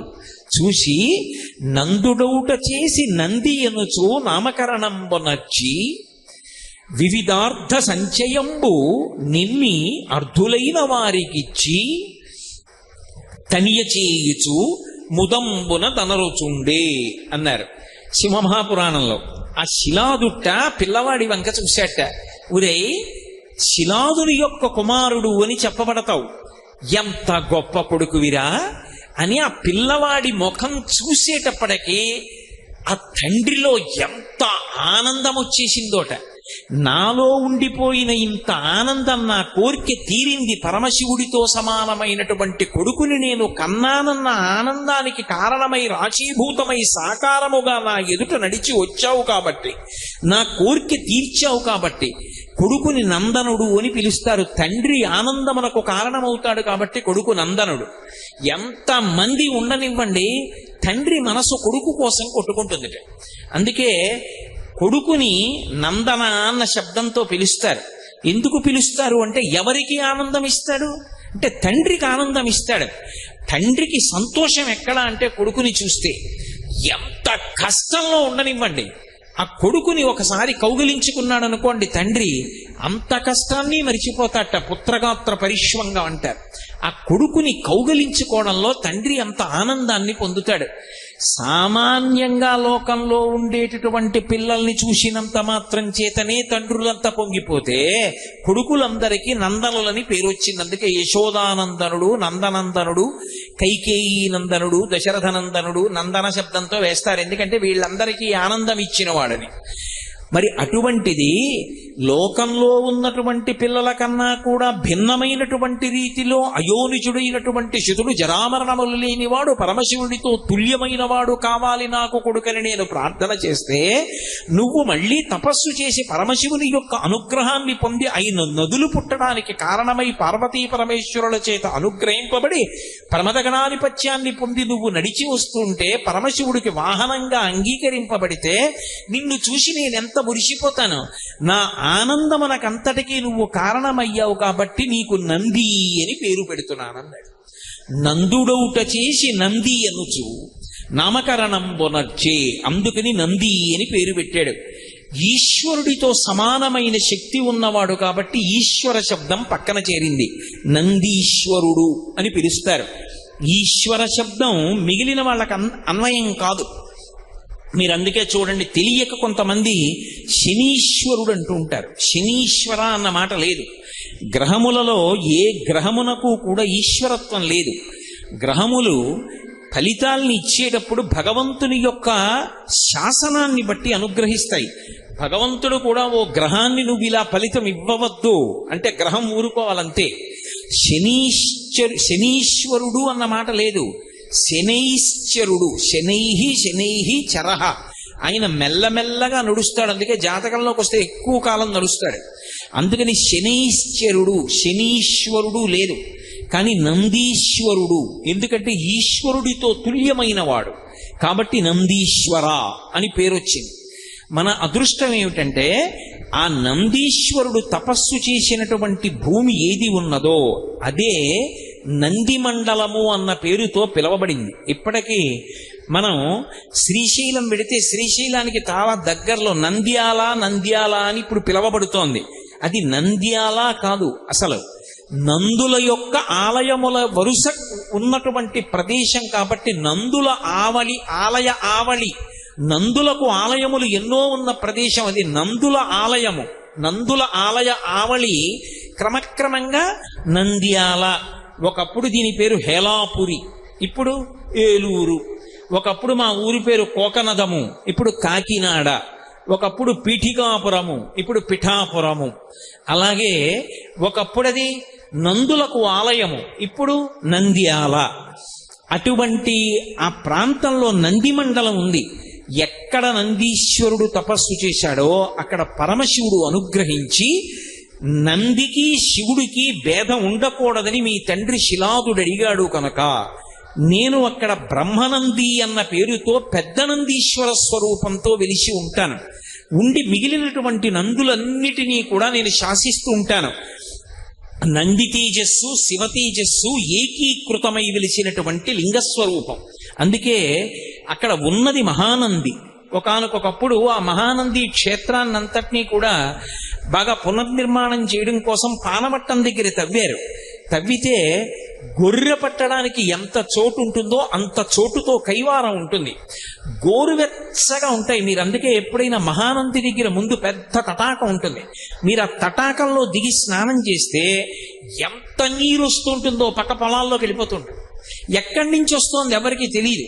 ఇప్పటికీ కూడా కాళేశ్వరం వెళ్ళినప్పుడు అక్కడ అభిషేకం చేసినటువంటి జలాలన్నీ గోదావరి నదిలోకి ఎలా వెళ్ళిపోతాయో ఎలా అర్థం కాదో, అలాగే మహానంది వెళ్ళినప్పుడు శివలింగం యొక్క అడుగు భాగాన్ని తాకి వస్తూ ఉంటాయి ఆ జలాలు. ఒకప్పుడు పునర్నిర్మాణం చేస్తున్నప్పుడు కింద జలప్రవాహాన్ని చూశారు. ఆ ప్రవాహం వెడుతూ ఉంటుంది, అది గోరువెచ్చటి నీటిగా వెడుతూ ఉంటుంది ఆ జలప్రవాహం. అక్కడ మహానంది, ఆ మహానందిని పరివేష్టించి నవనందులుగా 9 నందులుగా ఉన్నాడాయన. అందులో వినాయకనంది, గరుడనంది, ప్రథమనంది, సూర్యనంది, చంద్రనంది, నాగనంది, బ్రహ్మనంది, విష్ణునంది, శివనంది. ఈ 9 నందులు నవనందులు. ఒకప్పుడు నందులు పరిపాలన చేసి ఆ దేవాలయాల్ని పునర్నిర్మాణం చేశారు కాబట్టి అని ఒక మాట. కానీ శాస్త్రంలో 9గా వెలిసినటువంటి నంది స్వరూపములకు ప్రధాన పరిపాలకుడై వెలిచాడైన బ్రహ్మనంది అన్న పేరుతో. మహానందిగా నందీశ్వరుడు శివచైతన్యంతో కలిసి రాశీభూతమైనటువంటి లింగస్వరూపం. అందుకే అది నంది తపస్సు చేసినటువంటి ప్రదేశం. ఆ ప్రదేశంలో అడుగు పెట్టడం, ఆ తటాకంలో స్నానం చేయడం, మహానంది క్షేత్రాన్ని దర్శనం చేయడం పరమాద్భుతమైనటువంటి విశేషాలుగా చెప్తారు. అందుకే మీరు ఇప్పటికీ చూడండి, మహానంది విడితే ఆ తటాకంలో స్నానం చెయ్యాలనుకున్న వాళ్ళు ₹1 కాసు విడిచిపెట్టారనుకోండి, అంత నీటి కింద నుంచి కూడా నాణ్యం స్ఫుటంగా కనపడుతూ ఉంటుంది. నాణ్యం మీద ఉన్న బొమ్మ కూడా కనపడుతుంది. అంత స్వచ్ఛమైన నీటి ధార, అది ఎప్పుడు ఆగిపోవడం ఉండదు, అలా వస్తూనే ఉంటుంది ఆ నీటి ధార. అంత గొప్ప నంది మండలం ఏర్పడింది. నందీశ్వరుడు అన్న పేరుతో శివపరివారంలో ఆయన ప్రధానుడయ్యాడు. ప్రధానుడై ఆయన అనుగ్రహం లేకపోతే శివదర్శనము కాదు. ఇది నందీశ్వరుడు పొందినటువంటి వరం. అందుకే నేను శివాలయానికి వెడతానండి, వాహనమే కదండి, నేను శివలింగాన్ని దర్శనం చేస్తానండి అంటే కుదరదు. అందుకే నందీశ్వరుణ్ణి మీరు గమనించండి, ఆయన ఆనందమంతా ఎక్కడుంటుంది అంటే శివదర్శనంలోనే ఉంటుంది.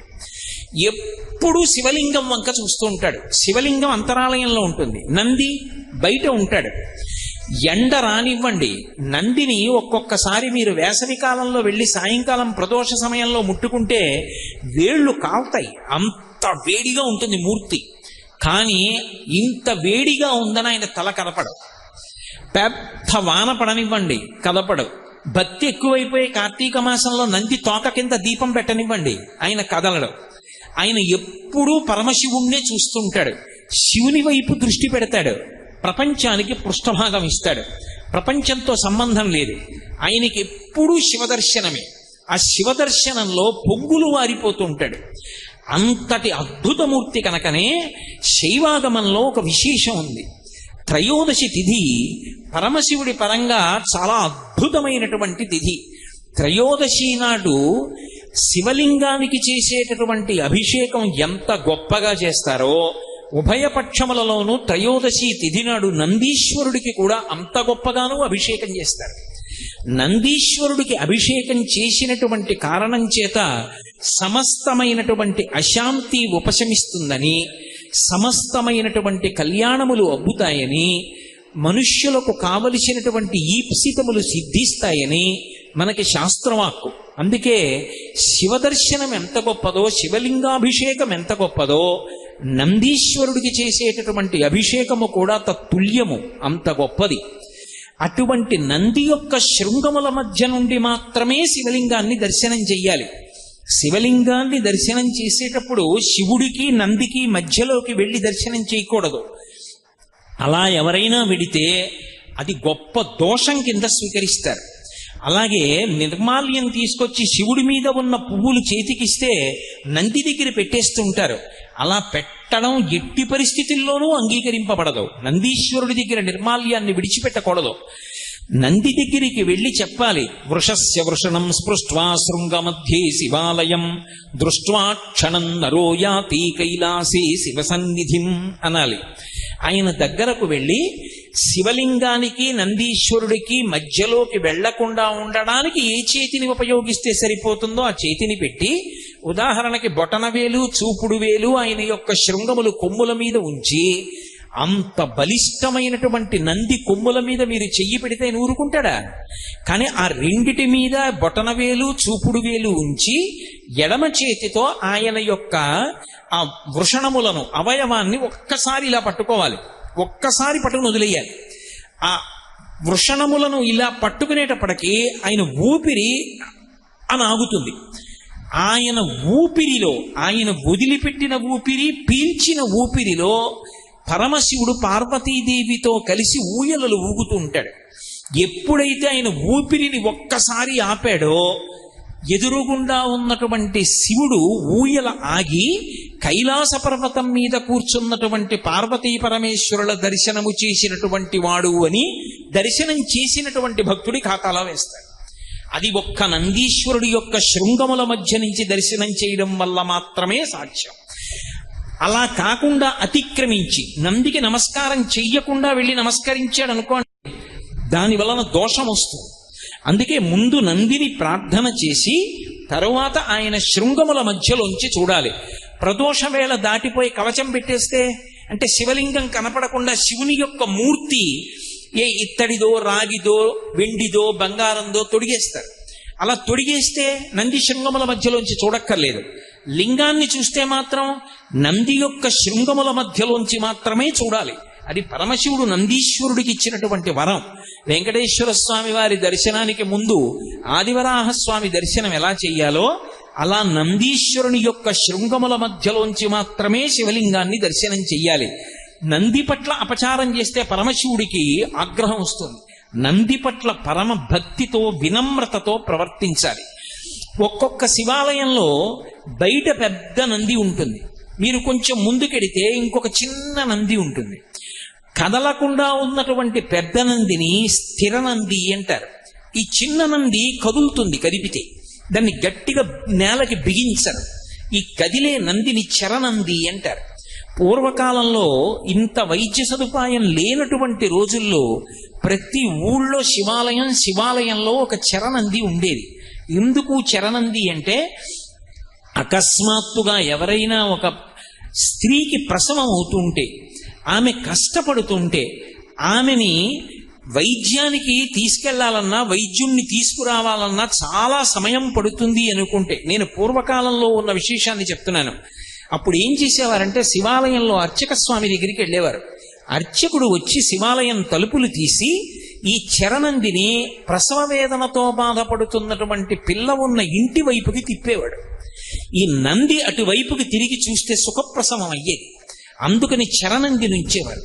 నంది యొక్క దృష్టి పడితే ఆపద తొలగుతుంది అని. అందుకని స్థిరనంది చరనంది అని రెండు నందులు శివాలయంలో ఉండేటటువంటి సంప్రదాయం పూర్వకాలంలో ఉండేది. ఇప్పటికీ మీరు కొన్ని ప్రాచీనమైన శివాలయాలకు వెడితే శివనంది చరనంది అని రెండు నందులు కనబడుతూ ఉంటాయి. అలా నందీశ్వరుడు ఉండడానికి కారణాల్లో అదొకటి. మహానుభావుడైనటువంటి నందీశ్వరుడు ధర్మమునకు ప్రతీక. ఒకానొకప్పుడు శిలాదుడు వరం అడిగితే అనుగ్రహించాడు పరమశివుడు. అనుగ్రహించి ఎవరు పిల్లవాడిగా వెళ్ళాలి, యజ్ఞకుండంలోంచి పిల్లవాడిగా పైకి వెళ్ళవలసిన వాడెవరు అంటే ధర్ముణ్ణి పిలిచాడు. ధర్మమే ఒక ఆకృతిని పొందితే ధర్ముడు అని పిలుస్తారు. ఆ ధర్ముణ్ణి పిలిచి శిలాదునికి నువ్వు కుమారుడిగా వెళ్ళు అన్నాడు. ఆ ధర్మమే శిలాదుడికి కొడుకుగా వచ్చింది. అందుకే వృషభ రూపంలో పడుకుంటాడు పరమశివుడి ముందు. నంది పురుష రూపంతో ఉండడు. పురుష రూపంతో ఉండకుండా ఎద్దు ఎలా ఉంటుందో అలా ఉంటాడు. కారణం ఏమిటంటే, ఎక్కడైనా సరే ధర్మము వృషభ రూపంలో ఉంటుంది, భూదేవి గోరూపంలో ఉంటుంది. భూదేవి శ్రీ మహావిష్ణువుతో మాట్లాడవలసి వస్తే గోరూపాన్ని పొందుతుంది. ధర్మము వృషభ రూపాన్ని పొందుతుంది. ఎద్దుకి 4 కాళ్ళు ఉంటాయి, అలాగే వృషభమునకు 4 కాళ్ళు. ఈ ఎద్దుకున్న 4 కాళ్ళు అవి సత్యము, శౌచము, తపస్సు, దయ. ఈ 4 ధర్మమునకు ఉండేటటువంటి 4 కాళ్ళు. వృషభమునకు 4 కాళ్ళు ఉంటాయి. ఈ 4 కాళ్ళు నిజానికి అవి డెక్కలు కాళ్ళు కావు. నందీశ్వరుడు వృషభ రూపంలో పడుకున్నాడు అంటే ధర్ముడే పడుకున్నాడు. అందుకే నందిని స్పృశించడం, నంది శృంగములలోంచి దర్శనం చేయడం నందికి నమస్కారం చేయడం వల్ల ఏమవుతుంది అంటే శివుడు ఏది ఇస్తాడో నంది అదే ఇస్తాడు. శివుడికి రుద్రాభిషేకం చేశాం అంటారు. రుద్రుడు అన్న పేరు ఆయనకి ఎందుకు వచ్చింది అంటే ఏదో కోపంగా ఉంటాడు కాబట్టి రుద్రుడు అని కాదు దాని అర్థం. రుత్యా ధర్మాన్ అవలోకయతి ప్రాపయతివా ఇది రుద్రః.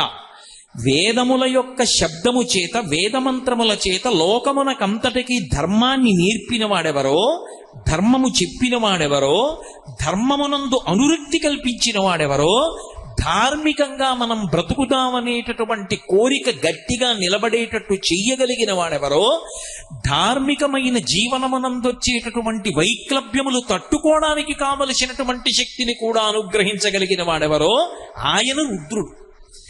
ఆ రుద్రుడు ఏ ధర్మాన్ని అనుగ్రహిస్తాడో నందీశ్వరుడు కూడా అదే అనుగ్రహిస్తాడు. అందుకే వృషభ రూపంతో 4 కాళ్లతో పడుకుంటాడు. ఒక్కొక్కచో నందీశ్వరుడు అద్భుతమైనటువంటి అనుగ్రహ ప్రదాత. ఆయన ఇవ్వలేనిది లేదు. మీరు చూసి ఉంటారు.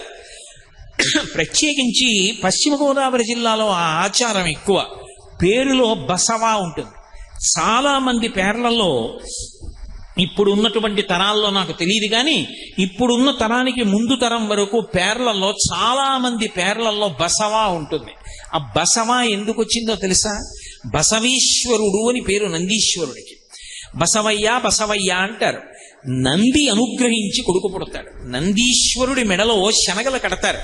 ఇప్పటికీ శ్రీశైలంలో శనగల బసవయ్య అంటుంటారు. ఇప్పటికీ వింటాడు. అందుకే మీరు ఎప్పుడైనా శ్రీశైలంలో ఉన్న నందిని జాగ్రత్తగా చూడండి. 3 గంటలు కట్టుకుంటాడు. కింద 1 గంట, మధ్యలో 1 గంట, మెడలో 1 గంట ఉంటాయి. 2 చెవులు ఒకలా ఉండవు. ఇలా ఉంటుంది ఒక చెవి. ఏదైనా చాలా కష్టం వచ్చిందనుకోండి, శ్రీశైలంలో నంది చెవి దగ్గరికి వెళ్ళి చెప్పుకుంటారు. ఆయన వింటాడు. బాగా విని, స్వామి నా కోరిక తీర్చిన తరువాత నువ్వు వెంటనే ఇవి తినమని శనగలు మూట కట్టి ఆయన మెడలో కడతారు. అలా కట్టగా ఇప్పుడు ఆయనకి పేరు ఏమని వచ్చిందంటే శనగల బసవన్న అని. నందీశ్వరుడు కాలజ్ఞానంతో ఉంటాడు. పరమశివస్వరూపం కదా, మీకు ముందే చెప్పే కదా, కాలంబు గతి అని. అందుకే యుగాంతం ఎప్పుడైపోతుంది అన్నది మొట్టమొదట ఎవరికి తెలుస్తుంది అంటే నందీశ్వరుడికి తెలుస్తుంది. యుగాంతం అయిపోయే సమయం వచ్చేసింది అని గుర్తేమిటంటే శ్రీశైలంలో ఉన్నటువంటి నందీశ్వరుడు పైకి లేచి మోరలెత్తి పెద్దగా అరుస్తాడు. ఆ నందీశ్వరుడు రంకె వేస్తే కృష్ణానది పైకి లేస్తుంది. పైకి లేచి కనకదుర్గమ్మ యొక్క ముక్కు నత్తుని తాకుతుంది. అవి వరుసగా మహాప్రళయం యొక్క చిహ్నాలు. ఇందులో మొదట తెలుసుకునేవాడెవరు అంటే నందీశ్వరుడు తెలుసుకుంటాడు. నందీశ్వరుడు నిరంతర శివదర్శనంలో ఉంటాడు. అందుకే నంది చెయ్యని దర్శనం మొదట ఎవ్వరూ చేయకూడదు. మీరు ఇప్పటికీ శ్రీశైలాది క్షేత్రములకు వెడితే సుప్రభాతం చదువుతారు. ప్రాతస్మరామి గణనాథ మనాథ బంధుం సింధూరపూర పరిశోభిత గండ యుగ్మం బుద్దండ విఘ్న పరిఖండన చండ దండ మాఖండలాది సురనాయక బృంద వంద్యం అని సుప్రభాతం అంతా చదివేసిన తర్వాత తెర తీస్తారు. పరాకు చెప్తారు, పక్కకుండండి, ముందు నంది చూడాలి, పక్కకుండండి అని చెప్తారు. నందీశ్వరుడు మొట్టమొదట శివదర్శనం చెయ్యాలి, తర్వాతనే మనం చెయ్యాలి. నందికి శివుడికి మధ్యలోంచి వెళ్ళకూడదు. అటువంటి బసవయ్య ఆయన ప్రథమ దర్శనం చేస్తూ ఉంటాడు. ఒక్కొక్కచో నంది ఎంత అనుగ్రహాన్ని ఇచ్చేస్తాడంటే ఇక పునర్జన్మ లేకుండా కూడా చెయ్యగలడు. శ్రీశైలంలో ఇప్పటికీ కూడా శిఖరేశ్వరము అని ఒక ప్రదేశం ఉంది. అక్కడ కొండ పైకి ఎక్కుతారు, మెట్లదారి ఉంటుంది. ఆ పైకి ఎక్కి అక్కడ చరనంది ఉంటుంది, నంది తిప్పుతారు. ఆ నందిని తిప్పినప్పుడు ఆ నందీశ్వరుడు యొక్క పాదముల కింద చిన్న కైవారంలా ఉంటుంది. అందులో 4 పదార్థములు వెయ్యాలి. నువ్వులు, బెల్లం, బియ్యం, పత్తి గింజలు, ఈ 4 వెయ్యాలి. ఇప్పుడు నేను మళ్ళీ అవన్నీ ఎందుకు వేస్తారు ఏమిటి ఎక్కడ చెప్పగలను, ఎప్పటికవుతుంది? ఆ 4 పదార్థములు వేసి నందిని గుండ్రంగా తిప్పాలి. తిప్పితే 4 నలుగుతాయి. ఈ 4 నలిగిన తరువాత శ్రీశైల శిఖరం వైపుగా నందిని ఉంచుతారు. ఉంచి ఇందాక నేను చెప్పినట్టుగా చేతివేళ్లుంచి ఆయన పృష్ఠభాగాన్ని పట్టుకుని శ్రీశైల శిఖరం వంక చూస్తారు. అలా ఎవరు చూశారో శ్రీశైల శిఖరం దృష్ట్వా పునర్జన్మ న విద్యతే, వారికి ఇక పునర్జన్మ లేదు. నందీశ్వరుడు అంతటి అనుగ్రహ ప్రదాత. అటువంటి నంది మీరు జాగ్రత్తగా గమనిస్తే నిరంతరం శివుడి వంక చూస్తూ శివ శాసనాన్ని తీసుకుంటూ ఉంటాడు దృష్టిలోకి. ఒకప్పుడు నందనార్రని ఒక మహాభక్తుడు, శివభక్తుడు, ఆదనూరు అని ద్రవిడ దేశంలో ఒక చిన్న ఊరిలో పుట్టాడు ఆయన.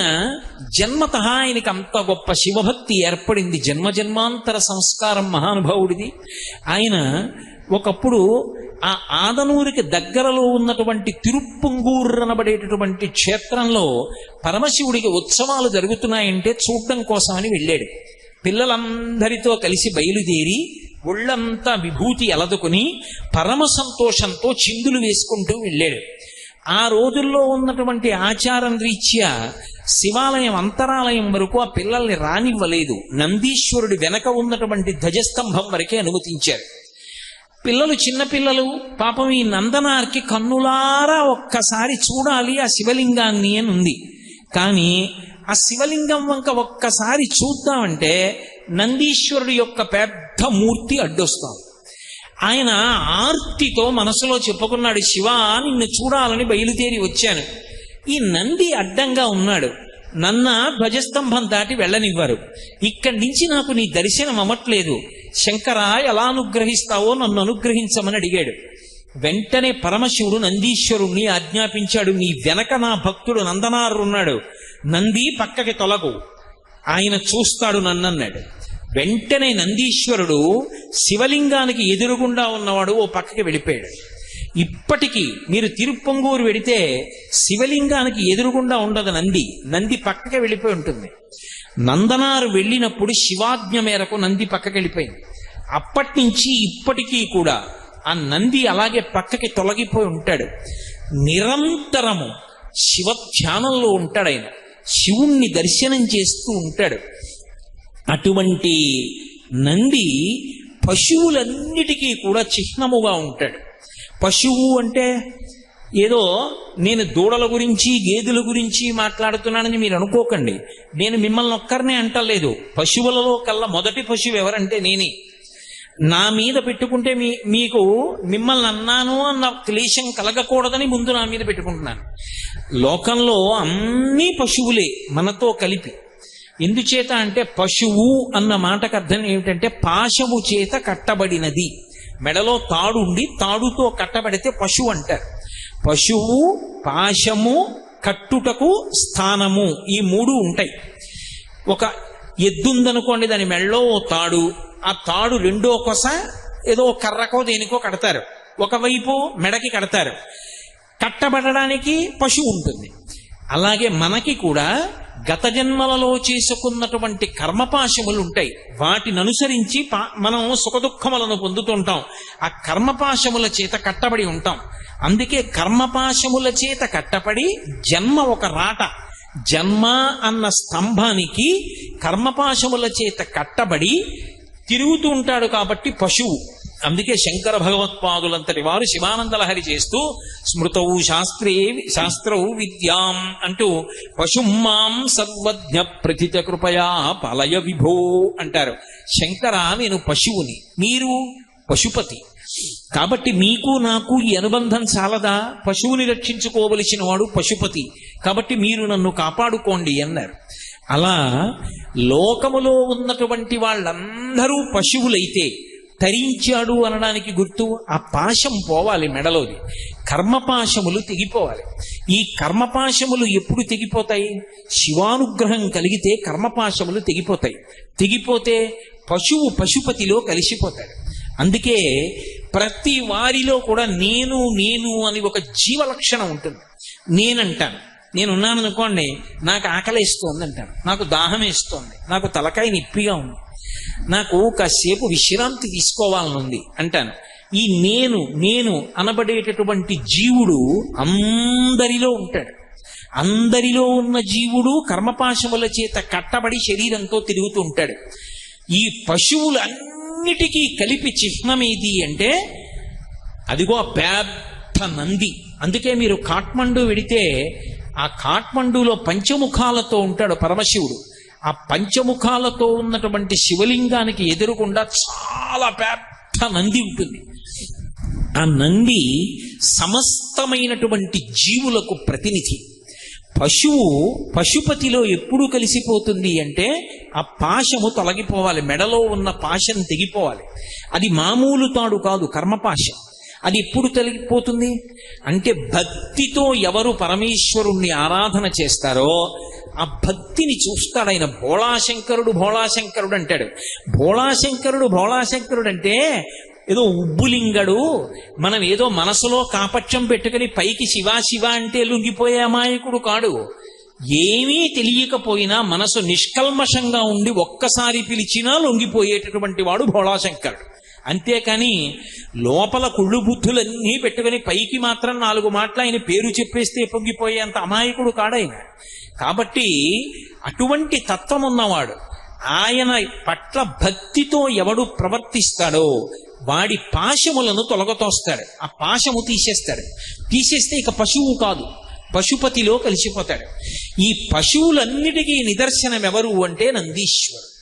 అందుకే పశుస్వరూపంతో పడుకొని ఉంటాడు ఆయన. ఈ నంది చాలా ఆశ్చర్యకరమైనటువంటి లక్షణంతో ప్రకాశించింది. ప్రత్యేకించి మీరు ఆంధ్రదేశంలో నందీశ్వరుడి యొక్క మూర్తుల్ని పరిశీలనం చేస్తే ఒక్కొక్క చోట ఒక్కొక్క అద్భుతమైనటువంటి నందీస్వరూపం కనబడుతుంది. లేపాక్షి వెడితే లేపాక్షిలో ఉండేటటువంటి నందీశ్వరుడికి పూజ లేదు. మనందరం చెప్తామే లేపాక్షి బసవయ్య లీచిరావయ్య కైలాస శిఖరిలా కదలిరావయ్య అంటాం. ఎక్కడ భూగోళం మొత్తం మీద అటువంటి నంది లేదు. అంత అద్భుతమైన నంది. ఎందుకో తెలుసా? గండభేరుండ పక్షి ఉంటుంది. ఆ గండభేరుండ పక్షి తన 2 కాళ్లతో ఏనుగుని ఎత్తుకుని పట్టుకుంటుంది. అంటే ఆ పక్షి ఎంత బలం ఉన్న పక్షో మీరు ఆలోచించండి. గండభేరుండ పక్షి ఒక మదపుటేనుగుని ఎత్తి పట్టుకుని ఉండగా ఉన్నటువంటి పథకంతో ఒక గొలుసు మెళ్ళో వేసుకుని నందీశ్వరుడు ఉంటాడు. అంటే నంది ఎంత పెద్ద నంది!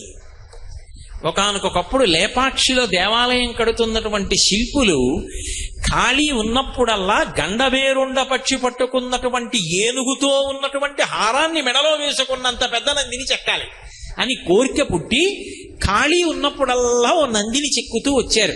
అదొక పెద్ద శిల. అది అద్భుతమైనటువంటి నందీశ్వర స్వరూపమైంది. ఆ నందే లేపాక్షిలో ఉన్నటువంటి నంది. అక్కడ నుంచి చూస్తే నాగలింగ స్వరూపం కనపడుతుంది. అసలు ఆ నందీశ్వరుడి వంక చూస్తే ఒళ్ళు రోమాంచితం అవుతుంది, వెంట్రుకలు నిక్కబుడుచుకుంటాయి ఆనందంతో. అబ్బా ఏమి చెక్కారా అనిపిస్తుంది. అంత అద్భుతమైనటువంటి నంది. ఒక్కొక్క చోట ఉండేటటువంటి నందికి ఒక్కొక్క లక్షణం ఉంటుంది. మీకు ఇక్కడే ఏలూరులోనే ఇప్పుడు దాన్ని శృంగేరి పీఠాధిపతులు నాకు తెలిసినంత వరకు జలాపహరీశ్వరుడు అని పేరు పెట్టారు. మా చిన్నతనంలో జలాపాలీశ్వరుడు అని పిలుస్తుండేవాళ్ళం. అక్కడ నంది ఎంత ప్రాముఖ్యమో శివలింగం అంత ప్రాముఖ్యం. మీ ఊళ్ళో మీ ముందు కూర్చుని మీ ఊళ్ళో ఉన్న ఒక శివాలయం యొక్క వైభవం చెప్పడం అంటే సాహసమే. మీకు అందరికీ తెలిసే ఉంటుంది. అందరం ఏం చేస్తామంటే నంది శృంగములలోంచి శివలింగాన్ని చూస్తాం. ఇక్కడ ఏలూరులో ఉన్నటువంటి శివాలయానికి ఉన్న ప్రఖ్యాతి ఏంటంటే, శివాలయం వెనక్కి వెడితే శివాలయంలో శివలింగం ఉన్నటువంటి అంతరాలయం వెనక ఉన్నటువంటి గోడకి కన్నం ఉంటుంది. ఆ కన్నంలోంచి మీరు చూస్తే నందీశ్వరుడు కనపడతాడు. ఆ నంది కాలు ఇలా ముందుకి పెట్టి ఉంటాడు. ఇలా ముందుకి పెట్టి ఉన్నటువంటి కాలుకి ప్రత్యేకంగా కడియం వేసేవారు. ఆయనకి కడియం వేసి మెడలో ఆ శనగలు మొదలైనవి మూట కడితే పిల్లలు పుడుతుండేవారు. సంతానకారకుడై ఉండేవాడు. ఈప్సితములను కటాక్షిస్తూ ఉండేవాడు. ఈ ఊళ్ళోనే ఆ స్వామి శివలింగము ఎంత ఈప్సితములను ఇవ్వగలిగినటువంటి శక్తి కలిగినదో, నందీశ్వరుడు కూడా తత్తుల్యమైనటువంటి విశేషమైన దర్శనమును ఇవ్వగలిగినటువంటి మహానుభావుడు. అలాగే కాకతీయ నంది. మీరు 1000 స్తంభాల మంటపానికి వెడితే వరంగల్లో 6 అడుగుల ఎత్తు నంది పడుకుని ఉంటుంది.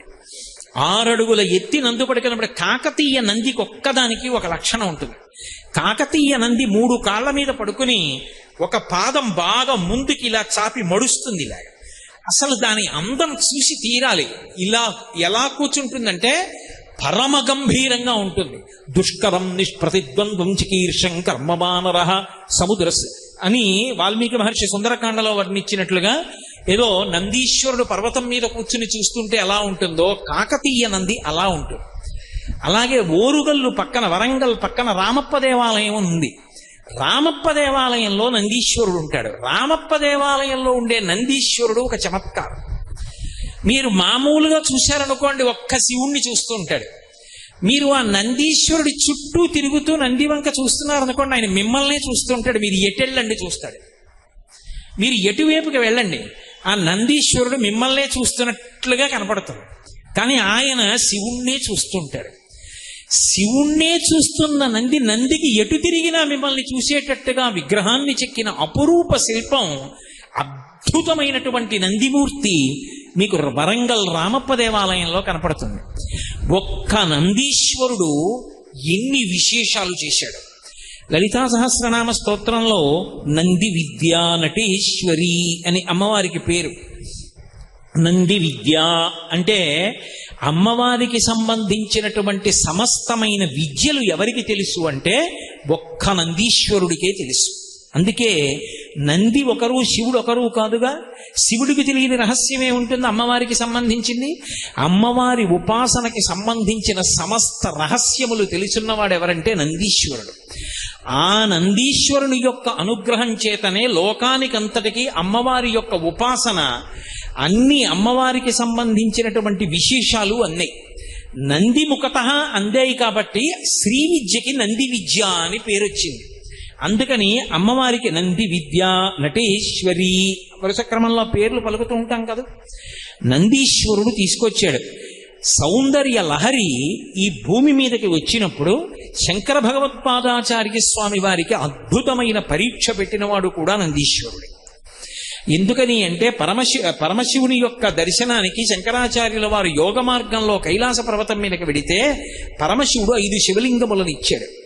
5 శివలింగములను శంకరాచార్యుల వారు 5 చోట్ల పెట్టారు. కాంచీపురంలో 1, శృంగేరిలో 1, చిదంబరంలో 1, నేపాల్లో 2, 5 లింగములను ఉంచారు. అలాగే అమ్మవారు సౌందర్య లహరిని ఇచ్చింది.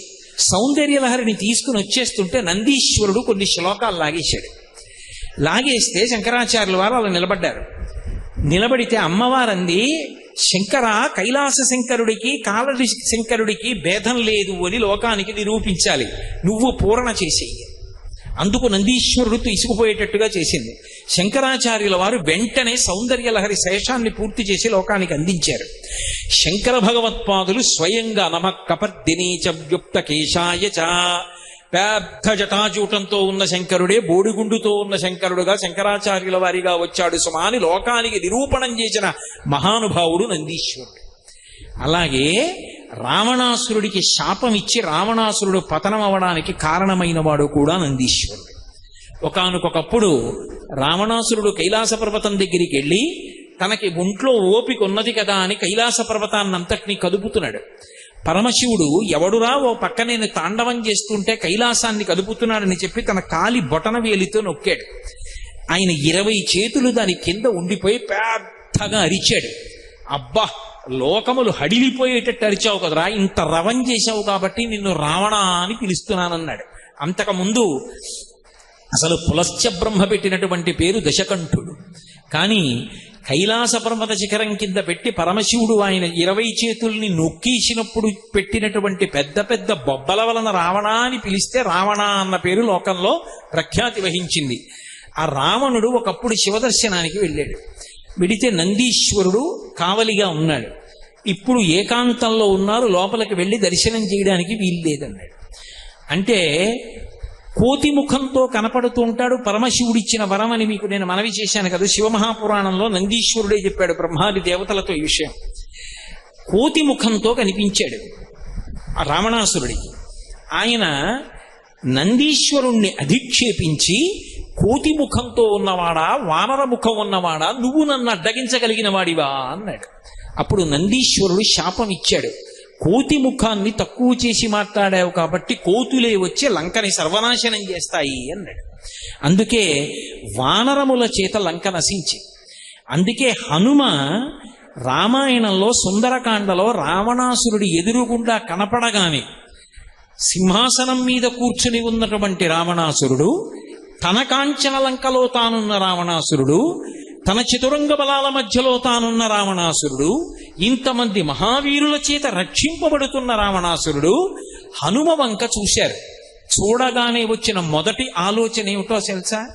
శంకాహృతాత్మా దజ్జౌసా కపీంద్రం తేజసావృతం కిమీష భగవాన్నం దీభవే సాక్షాత్ విహాగతః ఏన శప్తోస్మి కైలాసే మయా సంచలితే పురా అన్నాడు. శంకాహృతాత్మా దజ్జౌసా కపీంద్రం తేజసావృతం. ఆ హనుమ యొక్క తేజస్సు చూశాడు. ఈయన సామాన్యమైన వానరమా? కాదు, నందీశ్వరుడే బహుశః ఈ వానర రూపంలో వచ్చాడు. పరమశివుడికి తప్ప ఇంత తేజస్సు ఎవరికీ ఉండదు. కిమీష భగవాన్ నంది భవే సాక్షాద్ధ్యాగతః. భగవాన్ నంది అన్నాడు. అందుకే భగవానుడైనటువంటి నందీశ్వరుడే ఈ వానర రూపంలో వచ్చాడు. కాబట్టి ఆ వచ్చినటువంటి నందీశ్వరుడే నా కుమారుడు అక్షకుమారుణ్ణి కూడా సంహరించాడు అని చూడగానే భయపడ్డాడు. అంటే అసలు భయం అనేటటువంటి మాట తెలియనటువంటి రావణాసురుడు కూడా హనుమని చూసినప్పుడు మొట్టమొదట ఎవరనుకుని తడబడి భయపడ్డాడు అంటే నందీశ్వరుడు అనుకునే భయపడ్డాడు. పైగా రావణాసురుని పతనమునకు వానరులు సృజింపబడి బ్రహ్మగారి వలన, ఇతర దేవతల వలన లంకాపట్టణం మీదకి వెళ్లి లంక నాశనం అవ్వడానికి కారణం ఎక్కడి నుంచి ఉత్పన్నమైంది అంటే నందీశ్వరుని యొక్క శాపంలోంచి ఉత్పన్నమైంది. మహానుభావుడైనటువంటి నందీశ్వరుడు అనేక విధాలుగా అనుగ్రహ ప్రదాత. ఇప్పటికీ లోకంలో నందీశ్వరుడి పేరు మీదుగా వ్రతాలున్నాయి, నందీశ్వరుడి పేరు మీదుగా నోములున్నాయి, నందీశ్వరుడి పేరు మీదుగా మొట్టమొదట చేసేటటువంటి గౌరవనీయమైనటువంటి భోజనాలున్నాయి. అందుకే ఆ నంది అనేటటువంటి మాట ఆనందమునకు పర్యాయ పదం. అంతటి మహాపురుషుడైనటువంటి నందిని స్మరించినంత మాత్రం చేత ఒక్కసారి ఆయన్ని తలుచుకుంటే చాలు సమస్త భయములు తొలగిపోతాయి. అంత అద్భుతమైనటువంటి గాంభీర్యమూర్తి, కారణజన్ముడు, పార్వతీ పరమేశ్వరుల ఇద్దరి యొక్క అపారమైనటువంటి అనుగ్రహానికి నోచుకున్నటువంటి వాడు, ప్రమథగణములన్నిటికీ కూడా అధిపతిగా పట్టాభిషేకం పొందినవాడు. ఆయన యొక్క అనుమతి లేకుండా శివదర్శనం చేయడం కూడా సాధ్యం కాదు అన్న విషయం వరంగా పొందినటువంటి వాడు. ఆయన యొక్క ఉచ్ఛ్వాస నిశ్వాసలనబడేటటువంటి ఊపిరులలో పార్వతీ పరమేశ్వరులు నిరంతరము సయ్యాటలాడుతూ ఉంటారు. అంత అద్భుతమైనటువంటి రూపాన్ని పొందినటువంటి నందీశ్వరుడి యొక్క పేరు స్మరించినంత మాత్రం చేత లోకం చల్లబడుతుంది. దానికి ప్రమాణం ఒకటే. ఇవాళ నేను శివపరివారంలో మొట్టమొదట నంది గురించి చెప్దామని సంకల్పం చేసి రాగానే ఏలూరులో వర్షం పడి చల్లబడిపో. నందీశ్వరుడు మహానుగ్రహమూర్తి అనడానికి ఇంకేం కావాలి? తత్వతః నందీశ్వరుడు జీవుడికి ప్రతినిధి. జీవుడికి బ్రహ్మానికి అభేదం. మాయ ఎంతకాలం ఉంటుందో, అవిద్య ఎంతకాలం ఉంటుందో అంతకాలం జీవబ్రహ్మల మధ్య భేదం కనపడుతుంది. అందుకే నందికి శివుడికి మధ్యలోంచి నడవడాన్ని కూడా శాస్త్రం అంగీకరించలేదు. ఒక్క శివాలయంలో అర్చకుడు వినా ఎవ్వరూ కూడా నందీశ్వరుడికి శివలింగానికి మధ్యలోంచి నడవడం కానీ వెళ్ళడం కానీ ఎప్పుడు చెయ్యకూడదు. అలా కానీ వెళ్ళాడా వాడు అనుగ్రహం మాట దేవుడెరువు, శివుడి యొక్క ఆగ్రహానికి పాత్రుడవుతాడు. అందుకే నందీశ్వరుడు అంటే అంత గొప్ప వైభవాన్ని, అంత గొప్ప వరాన్ని పొందినటువంటి మహానుభావుడు. నందీశ్వరుని తరువాత మళ్ళీ అంత గొప్ప స్థానాన్ని పొందినవాడు. నేను ఉపాసన పరంగా ఇక్కడ చెప్తున్నది, ఇందాక ఆలయ పరంగా నందితో మొదలుపెట్టాను. ఉపాసన పరంగా శివుణ్ణి ఆహ్వానం చేసేటప్పుడు నంది భృంగిరిట వీరక వీరభద్ర చందీశ్వర ప్రబల ముఖ్య మహాగణిభ్య అని పిలుస్తారు. నంది వెనక భృంగిని పిలుస్తారు. భృంగి ఒక అద్భుతమైనటువంటి స్వరూపం. మీకు దీన్ని బట్టి ఏమర్థం అవుతోంది? శివుడితో సమానమైనటువంటి స్థాయికి ఒకడు ఎదిగిపోయాడు అంటే శిలాదుని యొక్క భక్తి. పరమశివుడు భక్తికి ఎంత వశపడిపోతాడో, పరమశివుడు ఇవ్వలేనిదన్నది లోకంలో ఏదీ లేదు. దీన్ని నిరూపించినటువంటి గాథ నందీశ్వరుని యొక్క వృత్తాంతం. అంతటి మహానుభావుడు. అలాగే భృంగి యొక్క జననం విన్నంత మాత్రం చేత శివానుగ్రహం కలుగుతుంది అంటారు. ఎందుచేత అంటే ఒకానొకప్పుడు పార్వతీ కళ్యాణం జరిగింది. పార్వతీ కళ్యాణం అంత తేలికగా జరిగిన కళ్యాణం కాదు. పార్వతీ కళ్యాణం ఎంతమంది ఎదురు చూస్తేనో జరిగినటువంటి కళ్యాణం. పార్వతీ కళ్యాణం జరగాలి, సుబ్రహ్మణ్యోత్పత్తి జరగాలి. సుబ్రహ్మణ్యుడు పుడితే తప్ప తారకాసుర సంహారం కాదు. తారకాసుర సంహారం జరిగితే తప్ప దేవతలు ఋషులు ప్రశాంతపడడం కుదరదు. లోకములను క్షోభింపజేస్తున్నాడు. అటువంటి పార్వతీ కళ్యాణం పూర్తయింది. పురారామ కృతోద్వాహో నీలకంఠో మహాతపాః దృష్ట్వా చ స్పృహయా దేవీ మైథునాయోపచక్రమే అంటారు. ఆ పార్వతీ పరమేశ్వరుల కళ్యాణం అయిపోయిన తరువాత 100 దివ్య సంవత్సరములు పార్వతీదేవితో రతిక్రీడ సలిపాడు పరమశివుడు. వాళ్ళకి కుమారుడు జన్మించలేదు. 100 దివ్య సంవత్సరములు పూర్తయిపోయాయి. ఆయన హేళగా పార్వతీదేవితో అలా రమిస్తూనే ఉన్నాడు. అకస్మాత్తుగా దేవతలకి అక్కర్లేని ఆలోచన ఒకటి వచ్చింది. అది రావలసిన ఆలోచన కాదు, ఒక వింత ఆలోచన వచ్చింది వాళ్ళకి. ఈ పార్వతీ పరమేశ్వరులిద్దరే అపారమైనటువంటి తేజోమూర్తులు. శంకరుడిగా అపార తేజో రాశి, పార్వతీదేవి ఆదిశక్తి. ఇక వీళ్ళిద్దరూ ఒకరితో ఒకరు క్రీడించడం వలన వేరొక భూతం లోకంలో జన్మిస్తే, వేరొక ప్రాణి పుడితే అది ఎంత మహద్భూతమైపోతుందో దాన్ని మనం భరించగలమో భరించలేమో. కాబట్టి శంకరా బిడ్డణ్ణి కనద్దు, మీ తేజస్సు మీ యందే నిలబెట్టండి అని అడుగుదామని దేవతలందరూ బయలుదేరి ఎక్కడో అంతఃపురంలో పార్వతీదేవి క్రీడిస్తుండగా కైలాస పర్వతానికి యువతలు నిలబడి ప్రార్థన చేశారు. దేవదేవ మహాదేవ లోకస్యాస్య హితేరత, ఓ లోకముల యొక్క హితమును కోరుకునేటటువంటి పరమశివ, నలోకా ధారయిష్యంతు తవ తేజాసురోత్తమ, మీ యొక్క తేజస్సుని భరించగలిగినటువంటి ప్రాణులు లేవు. మీరు పార్వతీదేవితో క్రీడించడం వలన వచ్చేటటువంటి గొప్ప ప్రాణిని మేము తట్టుకోలేము. అందుకని మీ తేజస్సు మీ యందే ఉంచేసుకోండి అన్నారు. పరమభక్తితో అడిగితే ఈ వరం ఇవ్వడమా, ఈ వరం ఇవ్వకపోవడమా ఉండదు శంకరుడికి. ఆయన అన్నాడు, నేను 100 దివ్య సంవత్సరములు పార్వతీదేవితో క్రీడించాను. నా రేతస్థానము నుండి నా తేజస్సు స్ఖలనమవుతోంది. ఇక పైన నా తేజస్సుని నా యందు నిలబెట్టుకుంటాను. కానీ ఇప్పుడు ఈ పతనమవుతున్నటువంటి తేజస్సుని ఎవరు ధరిస్తారు చెప్పండి అన్నాడు. అంటే దేవతలందరూ ఒకళ్ళ ముఖం ఒకళ్ళు చూసుకున్నారు. ఎవరు పట్టుకుంటారు? శివ తేజస్సుని పట్టగలిగిన వాళ్ళు ఎవరు? ఏదైనా భరించేది భూమి. అందుకని దేవతలందరూ భూమి వంక తిరిగి అన్నారు, ఎత్తేజ క్షుభితం ఏతద్ధరా దారయిష్యతి అన్నారు. ఎవరు పట్టలేరు, ఒక్క భూమి పట్టుకుంటుంది, భూమి మీద విడిచిపెట్టమన్నారు. ఆ తేజస్సుని భూమి మీద విడిచిపెట్టాడు. భూదేవి ఆ పరమశివుని యొక్క తేజస్సుని తట్టుకోలేకపోయింది. భూమి ఉనికిపోయి నేను తట్టుకోలేను, దీన్ని విడిచిపెట్టేస్తున్నానని. ఆ శివ తేజస్సు కానీ వదిలిపెట్టేసిందా భూమి? అది ఎక్కడైనా కనుమరుగైపోయిందా? ఇక తారకాసుర సంహారం జరగదు, కొడుకు పుట్టడు శివుడికి. అందుకని దేవతలందరూ భయపడిపోయి అగ్నిని పిలిచారు. తతో దేవా పునరిద మూచశ్చాద హుతాశనం, ఓ అగ్నిహోత్ర, వేడిగా ఉంది, భరించలేకపోతోంది భూమి, శివ తేజస్సుని నీ యందు పెట్టుకో అన్నారు. అగ్ని ఆ తేజస్సుని తనలోకి తీసుకుని తన యందు నిక్షిప్తం చేసుకున్నాడు. సరే, కుమార సంభవ గాథ అనేక మలుపులు తిరుగుతుంది. ఇప్పుడు సుబ్రహ్మణ్యోత్పత్తి చెప్పట్లేదుగా నేను. ఇలా స్ఖలనమైనటువంటి శివ తేజస్సు అంతా కూడా అగ్నిహోత్రుల్లోకి వెళ్ళిపోయింది. గాలికి చెదిరి 2 బిందువులు మాత్రం గిరిప్రస్థము అనబడేటటువంటి పర్వతం మీద పడ్డాయి. ఆ 2 బిందువులు వెళ్ళి గిరిప్రస్థము అన్న పర్వతం మీద పడినప్పుడు అది శివుని యొక్క తేజస్సు. ఆ భూమి సంబంధం కాదు, పర్వతం అంటే భూధరములు అంటారు పర్వతాల్ని. పడేటప్పటికి అందులోంచి 2 పిల్లలు పుట్టారు. ఇప్పుడు వాళ్ళకి ఎవరు పేరు పెట్టాలి? వాళ్ళిద్దరే ఏం చెయ్యాలి అన్న అనుమానం వచ్చింది. వెంటనే బ్రహ్మలోకం నుంచి చతుర్ముఖ బ్రహ్మగారు పరిగెత్తుకొచ్చాడు. వీళ్ళు సామాన్యులు కారు, పరమశివుని యొక్క తేజస్సు వలన జన్మించిన వారు, కారణ జన్ములు.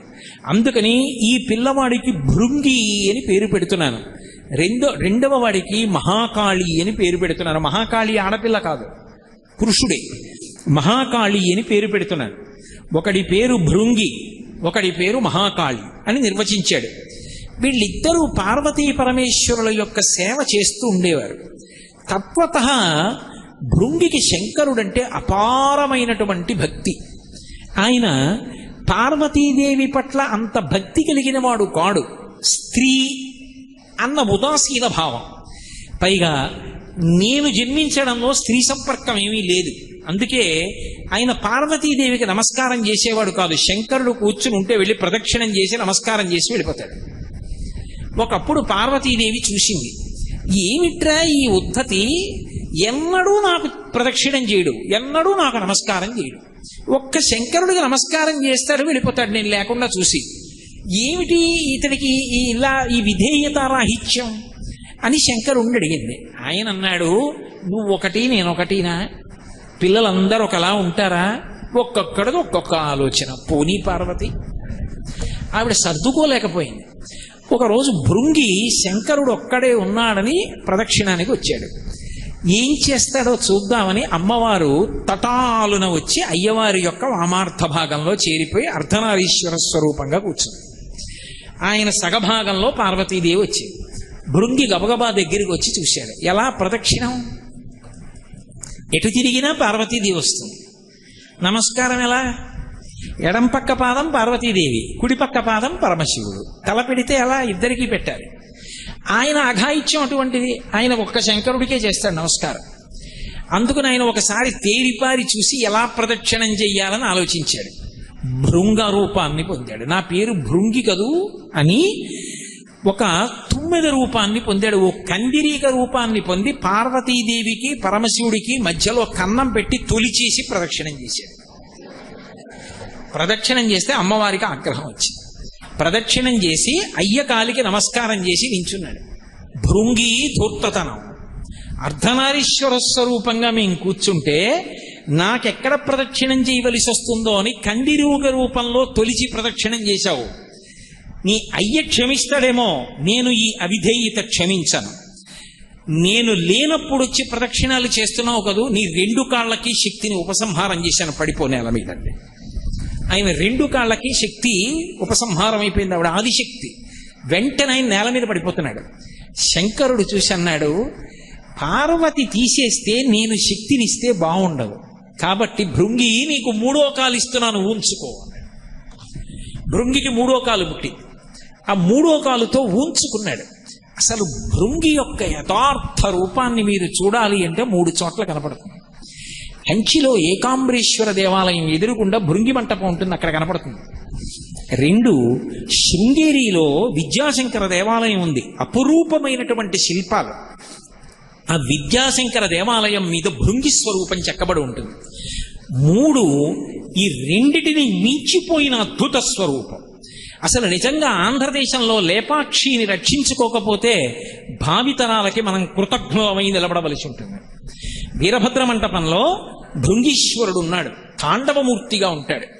అక్కడ 3వ కాలుతో ఉంటాడు, స్ఫుటంగా ఉంటాడు, వానర ముఖంతో ఉండి నృత్యం చేస్తూ ఉంటాడు. అదిగో ఆ భృంగి స్వరూపానికి పరమశివుడు 3వ కాలు అనుగ్రహించాడు. ఆ 3వ కాలు మీద ఊంచుకుంటాడు. అందుకే భృంగి పరమశివుడి దగ్గరికి రావక్కర్లేదు. పరమశివుడికి ఆయన అంటే ఎంత ప్రీతి అంటే పరమశివుడే ఆయన దగ్గరికి వెడుతూ ఉంటాడు. అందుకే మీరు ఎప్పుడైనా చూడండి, అమ్మవారి దేవాలయాల్లో శుక్రవారం మంటపం ఇలాంటివి ఉంటాయి. ఆ మంటపాల్లోకి అమ్మవారి ఎడుతూ ఉంటుంది. బాగా ప్రాచీనమైన శివాలయం అనుకోండి, భృంగి మంటపం ఉంటుంది. అది ఎక్కడ ఉంటుంది అంటే గుడికి బాగా దూరంగా రాజద్వారం కూడా దాటిపోయిన తర్వాత ఉంటుంది భృంగి మంటపం. శంకరుడు ప్రత్యేకంగా శిబికి అధిరోహించి పల్లకి ఎక్కి బయలుదేరి వెడుతూ ఉంటాడు. వెళ్ళి భృంగి మంటపంలోకి వెళ్ళి పల్లకి దింపుతారు. పార్వతీదేవితో కలిసి కూర్చుంటాడు. నీకు పట్టింపు ఏమిటి పార్వతి, నాకు నమస్కారం చేస్తే నీకు కాదా, ఇక మనసులో పెట్టుకోకు, 3వ కాలు ఇచ్చానా అయిపోయిందిరా అంటాడు. అమ్మవారు కూడా వస్తుంది. ఇద్దరూ కలిసి భృంగి మంటపానికి ఎడతారు. వెళ్ళి భృంగి మంటపంలో శంకరుడు కూర్చుని వస్తాడు. మీరు ఇప్పటికీ ఆ తమాషా చూడాలంటే కాంచీపురంలో ఏకాంబరేశ్వర దేవాలయం దగ్గర చూడాలి. మనం గబగబగబా లోపలికి వెళ్ళిపోతాం. అలా కాదు, మీరు వెళ్లకుండా చూస్తే ఏకాంబరేశ్వర దేవాలయం రాజద్వారం కన్నా కూడా అవతల భృంగి మంటపం ఉంటుంది. ఆ భృంగి మంటపానికి వస్తాడు పల్లకీలో. ఆ భృంగి మహానుభావుడు, అపారమైనటువంటి శివభక్తుడు.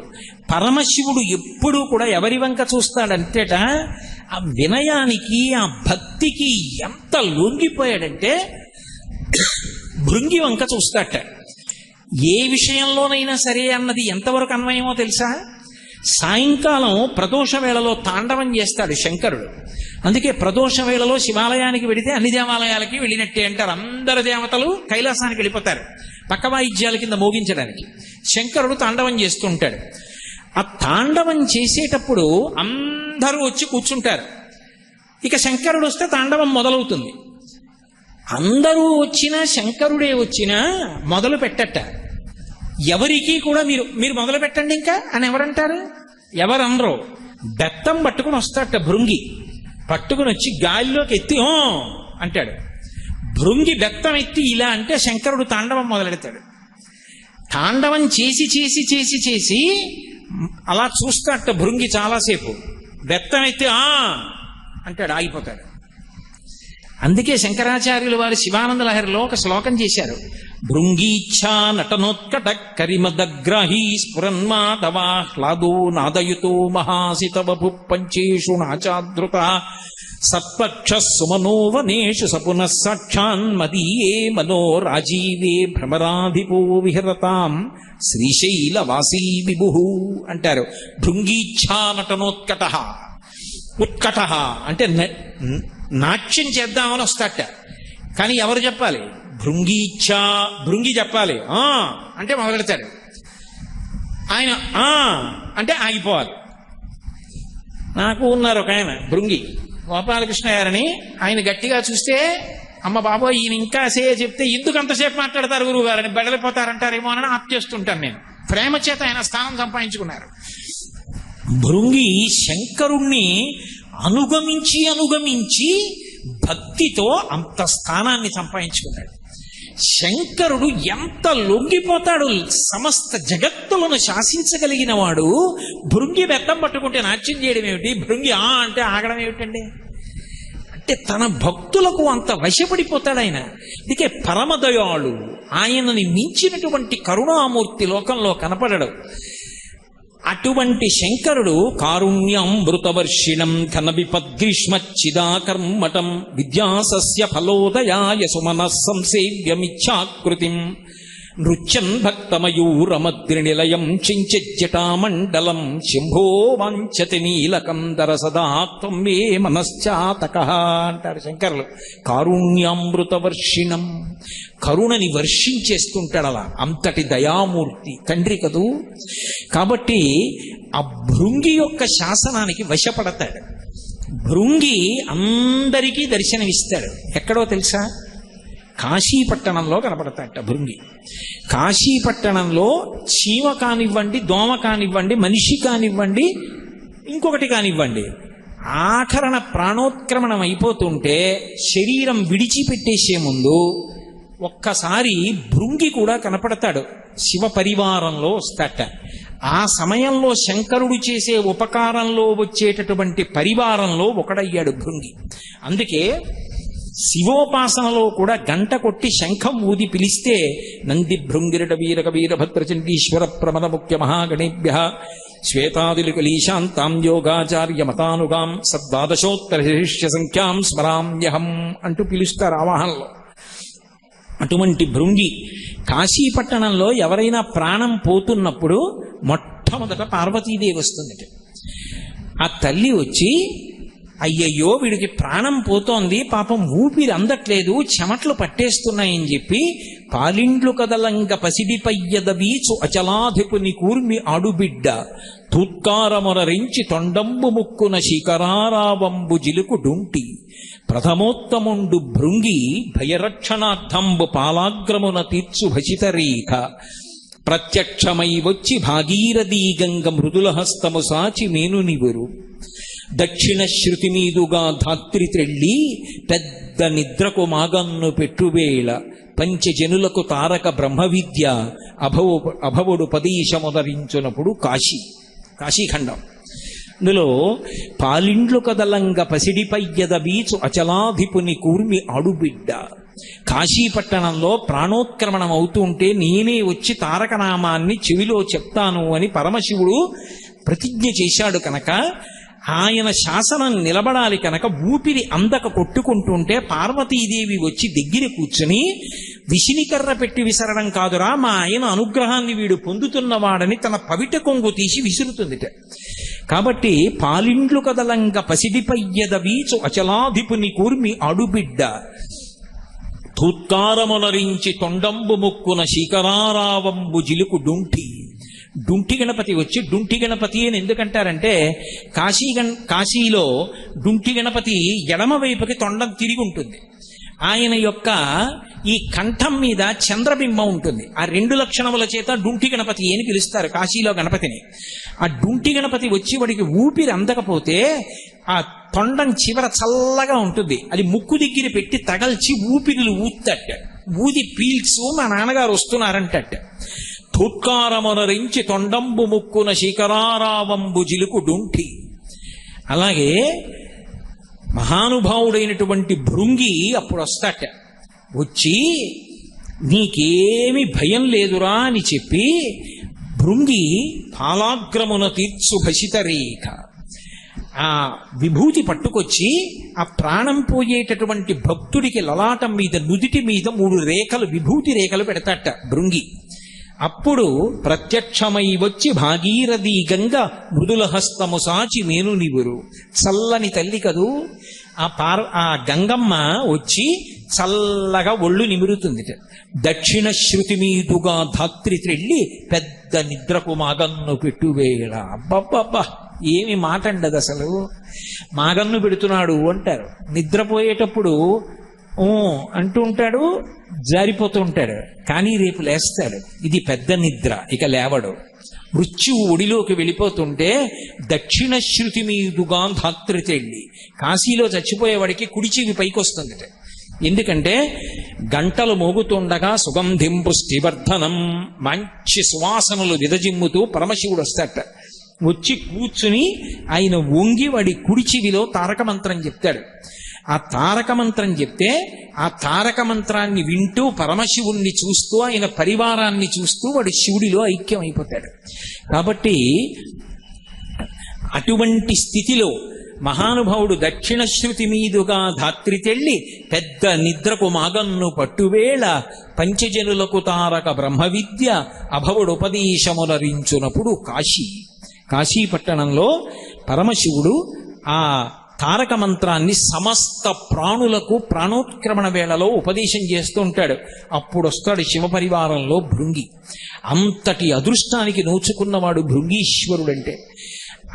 నేను ఇందాక ఒక మాట అన్నాను కాబట్టి పూర్తి చేయవలసి ఉంటుంది.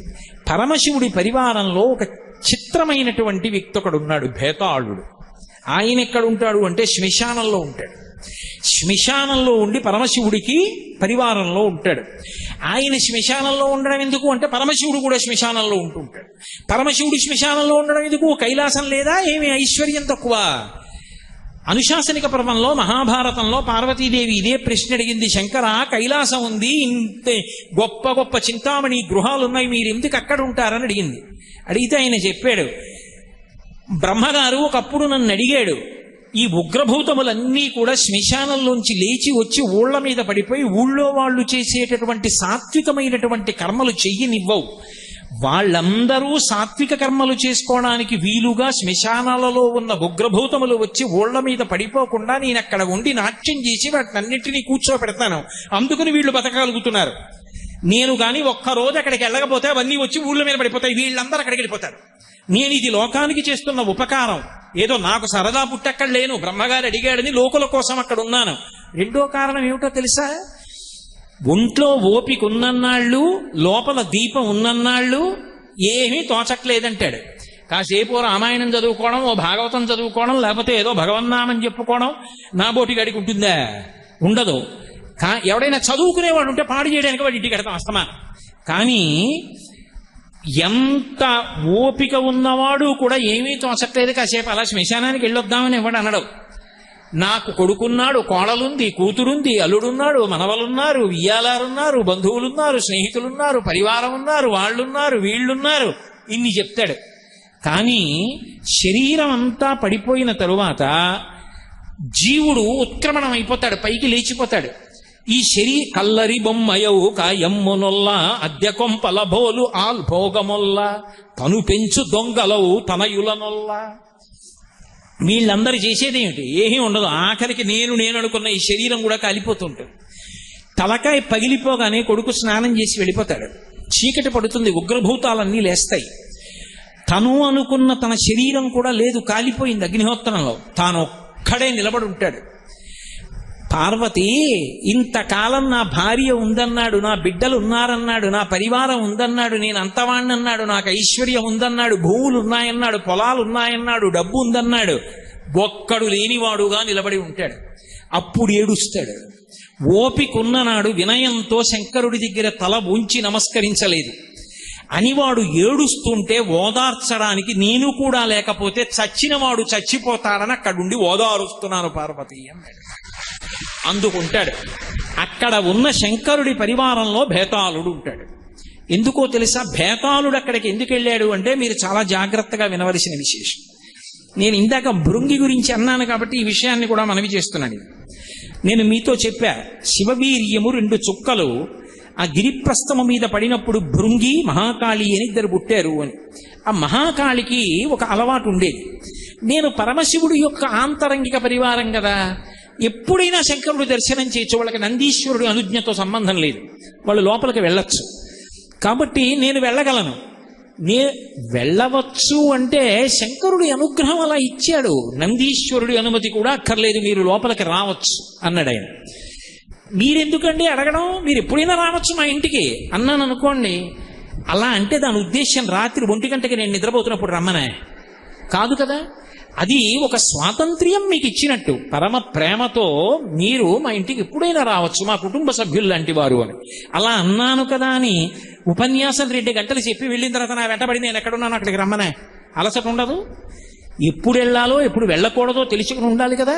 అంతేకాని స్వాతంత్రం ఉంది కదా అని ఎప్పుడు పడితే అప్పుడు వెళ్ళమనే, అది దోషభూయిష్టమైన నడవడి. మహాకాళి అదే పని చేశాడు. శంకరుడు స్వాతంత్రం ఇచ్చాడు కదా అని చూశాడు. చూసి ఒకప్పుడు పార్వతీ పరమేశ్వరులు ఇద్దరూ ఏకాంత మందిరంలో ఉండగా వెళ్ళాడు. నీకు ఇచ్చిన స్వాతంత్ర్యాన్ని సక్రమంగా వినియోగించుకోవడం చేత కాలేదు, అందుకే నీవు భూలోకంలో ఒక మహారాజుగా జన్మించు. మహారాజుగా జన్మించిన తరువాత కూడా నీకు వాసనాబలం తగ్గకపోతే శ్మశానంలో భేతాళుడుగా వెళ్ళండి పార్వతీదేవి. ఆయన పార్వతీదేవి శాపం రీత్యా పుష్పదంతుడు అన్న పేరుతో రాజయ్యాడు. కానీ గత జన్మల వాసనాబలం శివభక్తి ఉండిపోయింది. గత జన్మల వాసనాబలం పరమశివుడి దగ్గర స్వాతంత్రం ఉంది కదా అని వెళ్ళడం కూడా ఉండిపోయింది. అందుకే పుట్టుకతో శివభక్తి వల్ల ఏం చేశాడంటే శివారాధన చేస్తే తప్ప గుక్కెడు మంచినీళ్లు కూడా తాగేవాడు కాదు. నమక చమకాలతో అభిషేకం చేసి సహస్రంతో పూజ చేసి అప్పుడు గుక్కెడు మంచినీళ్ళైనా తాగేవాడు. ఒక మహాశివరాత్రి నాడు పరమశివుడు ఆయన భక్తిని చూసి అనుగ్రహించాడు. మారాడేమో చూద్దాం, ఒక అనుగ్రహం ఇచ్చి చూస్తాడు శంకరుడు కూడా. నీకు నేను అనుగ్రహం ఇస్తున్నాను, నందీశ్వరుడు అనుమతి ఎక్కర్లేదు, ప్రతిరోజు నువ్వు మా కైలాసానికి వచ్చి మా దర్శనం చెయ్యొచ్చు అడిగాడు పుష్పదంతుడు. ఆయన యుగంధర రాజ్యాన్ని పరిపాలన చేస్తుండేవాడు ఆ రోజుల్లో. పార్వతీదేవి శాపంతో భూమి మీద పుట్టి, నాకు రోజు శంకర మీరు పార్వతీదేవితో కలిసి దర్శనం ఇవ్వాలని, నీ ఇష్టం, వచ్చి కైలాసం మీద మా ఇద్దరి దర్శనం చెయ్యొచ్చు, నువ్వు నందీశ్వరుడు అనుమతి తీసుకోక్కర్లేదన్నాడు. ఈ జన్మలోనైనా కనీసం ఆయనకి అతి స్వాతంత్ర బుద్ధి తగ్గాలి కదా. ఆయన ఒక రోజున మళ్ళీ వెళ్ళాడు. నందీశ్వరుడు అన్నాడు, నీకు ఈశ్వరుడు అనుగ్రహించిన మాట వాస్తవం, కానీ ఆయన ఏకాంత మందిరంలో ఉన్నాడు, వెళ్ళవద్దన్నాడు. నిగ్రహించడానికి నీకు అనుమతి లేదు, నేను వెళ్ళి దర్శనం చేసుకెళ్ళిపోతానని వెళ్ళాడు. ఆయన లోపలికి వెళదాం అనుకుంటూ ఉండగా లోపల పార్వతీ పరమేశ్వరుడు మాట్లాడుకుంటున్న మాట వినపడింది. పార్వతీదేవి అంది, ఈయన్ని పరీక్షించడానికి అడిగింది ఆవిడ. శంకర ఇప్పటి వరకు లోకంలో ఎవరికీ తెలియనటువంటి ఒక రహస్యమైన కథని నాకు చెప్పండి. శుకోత్పత్తి చెప్పాడు శంకరుడు. ఇప్పుడు నేను అవన్నీ ఎక్కడ చెప్తాను కానండి, ఒక రహస్యమైన కథని చెప్పండి అని అడిగింది. ఆయన అన్నాడు, పార్వతి తప్పకుండా చెప్తాను అని శుకోత్పత్తికి సంబంధించిన రహస్యాన్నంతటినీ కథారూపంలో చెప్పాడు. ఇద్దరూ ఏదో రహస్యం అని అడిగింది కదూ, ఎవ్వరికీ తెలియంది చెప్తానంటున్నాడు కదూ, ఈయన లోపలికి వెళ్ళడం మానేసి విన్నాడు. ఇది పార్వతీదేవికే కాదు నాకు తెలుసు అనుకున్నాడు. ఈయన ఒకడు వింటున్నాడు, ఇచ్చినటువంటి స్వేచ్ఛని దుర్వినియోగం చేస్తున్నాడని తెలియనంత అమాయకుల లోపలున్న వాళ్ళు బుద్ధి మారట్లేదని కనిపెట్టారు. ఏమీ తెలియని వాళ్ళే వెళ్ళి నమస్కారం పెట్టాడు. శుభం భూయాత్ వెళ్ళిపోయాడు. ఆ రోజు కథ వింటూ ఉండిపోయాడు కదా, బాగా చీకటి పడిపోయాడు. ఆయన భార్య పేరు దేవదత్త. ఆవిడంది, నీకు ఈ మధ్య జారదోషం పట్టుకుంది, చీకటి ఇంత రాత్రి అయ్యేవరికి ఎక్కడ తిరిగావు, నాకు చెప్తావా చెప్పవా? ఇది రహస్యమే, చెప్పకూడదన్నాడు. అవునులే, మరి రహస్యమే ఎందుకు చెప్తావని పట్టు కూర్చుని, అయ్య బాబోయ్ చెప్పకపోతే కాపరం నిలబడేటట్టు లేదని ఆయన భార్య దేవదత్తకి పరమశివుడు పార్వతీదేవికి చెప్పిన కథ చెప్పాడు. ఆవిడేం చేసింది, చాలా గొప్ప విషయం తెలిసింది కదా, చిలికెత్తెలకి చెప్పింది. ఆ చిలికెత్తెలు మిగిలిన వాళ్ళకి చెప్పారు. ఇది పార్వతీదేవి చెలికెత్తెవింది, జయ అని ఒక చెలికెత్తె. ఆ చెలికెత్తె వెళ్ళి పార్వతీదేవికి చెప్పింది. పార్వతీదేవి పరమశివుడి వంక తిరిగి, లోకం అంతటికీ తెలిసున్న కథ నాకు రహస్యమని చెప్పారా అని అడిగాను. ఆయన అన్నాడు, నీకు తెలియదా ఇది ఎవడు విని వెళ్ళి భూలోకంలో చెప్పాడో అన్నాడు. వచ్చాడు పుష్పదంతుడు నమస్కారం పెట్టడానికి. నిన్ను ఎప్పుడైనా సరే దర్శనం చేసుకోవచ్చు అంటే ఎవరికీ తెలియంది అని అమ్మవారు అడుగుతున్నప్పుడు దూరంగా పోవాలి. నువ్వు గోడ దగ్గర చెవి పెట్టి వినమనే, దర్శనానికి వచ్చానని పేరు పెట్టి మీ ఆవిడ ఏమైనా అంటుందేమో అని ఊళ్ళో అంతా చెప్పొచ్చావా కథ. నీకు ఈ కథల పిచ్చి వదిలిపోవాలి కాబట్టి శ్మశానంలో భేతాళుడివై కథలు వింటూ ఉండని పంపించాడు. ఆ భేతాళుడికి కథలు ఎందుకు వచ్చాయి అంటే, ఒకప్పుడు ఉజ్జయిని నగరాన్ని పరిపాలించేటటువంటి భర్తృహరి విక్రమార్కుడు ఇద్దరు సోదరుడుగా పుట్టారు. ఆ భర్తృహరికి ఒకానొకప్పుడు ఒక దేవీ భక్తుడు ఒక ఫలాన్ని ఇచ్చాడు. భర్తృహరి అడిగాడు, ఏమిటి ఫలం అని అడిగాడు. అయితే నేను దేవీ భక్తుడిని, అమ్మవారిని ఉపాసన చేశాను, ఈ పండు తింటే జరామరణములు ఉండవు, వృద్ధాప్యం మృత్యు ఉండవు, నాకెందుకు ఈ పండు, తెల్లవారి లేస్తే భిక్షాటన చేసుకుని అమ్మవారిని స్తోత్రం చేస్తా, నేను ఈ పండు తింటే ఎవరికి ఉపయోగం, నువ్వు ధార్మికుడైన రాజువి, నువ్వు తింటే లోకమంతా నిలబడుతుంది, అందుకని నువ్వు తిను ఈ పండుని పండిచ్చాడు. భర్తృహరి ఆ పండు వంక చూసి, ఈ పండు నేను తింటే నాకు జర అంటే ముసలితనం రాదు, మృత్యువు రాదు అన్న మాటకు అర్థం ఇక అసలు మృత్యువు రాకుండా పోతుంది అని కాదు, అంత తొందరగా రాదు అని దాని అర్థం. కానీ నా భార్య వృద్ధురాలైపోతుంది, చనిపోతుంది నాకన్నా ముందు. నా భార్య అంటే నాకెంతో ప్రేమ, అది లేకుండా నేను ఉండలేను. నేను యవ్వనంలో ఉండి అది వృద్ధురాలైపోతే తట్టుకోలేను, కానీ అది యవ్వనంలో ఉండి నేను వృద్ధుడినైపోతే చూసి సంతోషిస్తాను అని పండు భార్యకి ఇచ్చి నువ్వు తిను అని ఇచ్చాడు. ఆవిడ ఆ పండు తను తినడం మానేసి, పరమ బలవంతుడైనటువంటి ఒక ఆశ్యకుడు ఉండేవాడు, గుర్రం మీద దౌడు తీస్తూ ఉండేవాడు, లొంగని గుర్రాలు లొంగదీసేవాడు, ఆయనకిచ్చింది. ఆయన మీద అనురక్తితో. అక్కడ వరకు చాలు, మీకు అర్థమై ఉంటుంది, నేను వివరించక్కర్లేదు. ఆయనకిచ్చింది. ఆయన ఆ పండు విశేషాన్ని తెలుసుకున్నాడు. తను తినడం మానేసి గుర్రపుశాలలో పనిచేసే దాసికి ఇచ్చాడు. ఆమెకి అనురక్తి ఒక గోపాల బాలుడి మీద ఉంది, ఆవుల్ని కాసేవాడి మీద, వాడికి ఇచ్చింది. వాడు గోశాలలో పేడ తీసే ఇంకొక దాసికి ఇచ్చాడు, ఆయన అనురక్తి ఆవిడ మీద ఉంది. ఆవిడ ఈ పండు అందరిలో తినడం ఎందుకని తట్టలో పేడ నింపి పేడలో పండు పెట్టి వెళ్ళిపోతోంది. అంతఃపుర గవాక్షంలో పైన భర్తృహరి నిలబడున్నాడు. ఆ బుట్ట కదలడంలో పేడలోంచి పండు పైకి వచ్చింది. ఈ పండు నేను నా భార్యకి ఇచ్చాను కదా, ఈమెకి ఎలా వెళ్ళిందని పిలిపించాడు. నిజం చెప్పి పండు ఎక్కడదన్నాడు. కథంతా వెనక్కి వచ్చి భర్తృహరి భార్యని పిలిచాడు. ఇచ్చావా అన్నాడు. ఇచ్చానని. ఎందుకు ఇచ్చావన్నాడు. చెప్పింది. ఆయనకి వైరాగ్యం వచ్చి, ఈ పాటి దానికి సంసారంలో పడి కొట్టుకుంటున్నాను అని ఆ పండు తీసుకెళ్లి సోదరుడైన విక్రమార్కుడికి ఇచ్చాడు. నువ్వు తిని రాజ్యాన్ని పరిపాలించరా ధార్మికంగా అని పండిచ్చి వెళ్ళిపోయాడు. విక్రమార్కుడు ఆ పండు తిన్నాడు, సాటిలేని మహావీరుడయ్యాడు. విక్రమార్కుడి సాహసాలు ఇప్పుడు నేను చెప్పక్కర్లేదు మీకు, అంత గొప్ప సాహసాలు చేసినవాడు. తన శరీరాన్ని కూడా పణంగా పెట్టేసేవాడు. ఒకప్పుడు దేవేంద్రలోకంలో ఇంద్రుడు రంభ ఊర్వశిల నృత్యంలో ఎవరి నృత్యం గొప్పది అన్న ప్రశ్న వస్తే విక్రమార్కుడిని దేవలోకానికి పిలిపించి నృత్యం చూడమన్నాడు. నాట్యశాస్త్రంలో ఉన్న మెళకువలను పాటించడంలో ఊర్వశి గొప్పది అని తీర్మానించాడు. రంభ కూడా ఒప్పుకుంది. ఇంత గొప్ప తీర్పు చెప్పావు కాబట్టి నీకు 32 సాలభంజికల సింహాసనం ఇస్తానని ఇంద్రుడు బహూకరించాడు. ఆ సింహాసనం మీద కూర్చుని విక్రమార్కుడు పరిపాలన చేస్తూ ఉండేవాడు. ఆయన పరమశివుడి గురించి తపస్సు చేశాడు. శివుడు ప్రత్యక్షమై ఏం కావాలన్నాడు. నాకు మృత్యు ఉండకూడదన్నాడు. అది కుదరదు మర్త్యలోకంలో. ఇంకొక మాట అడిగిస్తానన్నాడు. 2.5 సంవత్సరముల పిల్లకి మహావీరుడు కుమారుడిగా జన్మిస్తే శరీరం విడిచిపెట్టేస్తానన్నాడు. తథాస్తు.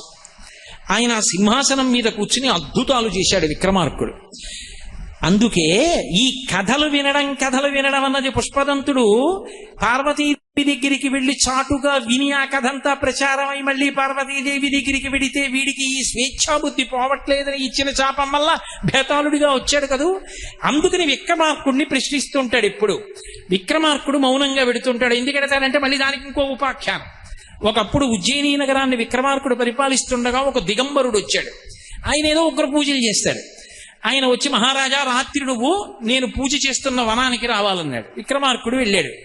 వెళితే ఆయన విక్రమార్కుడిని బలివ్వబోయాడు. విక్రమార్కుడు లేచి ఆయన్నే సంహరించాడు.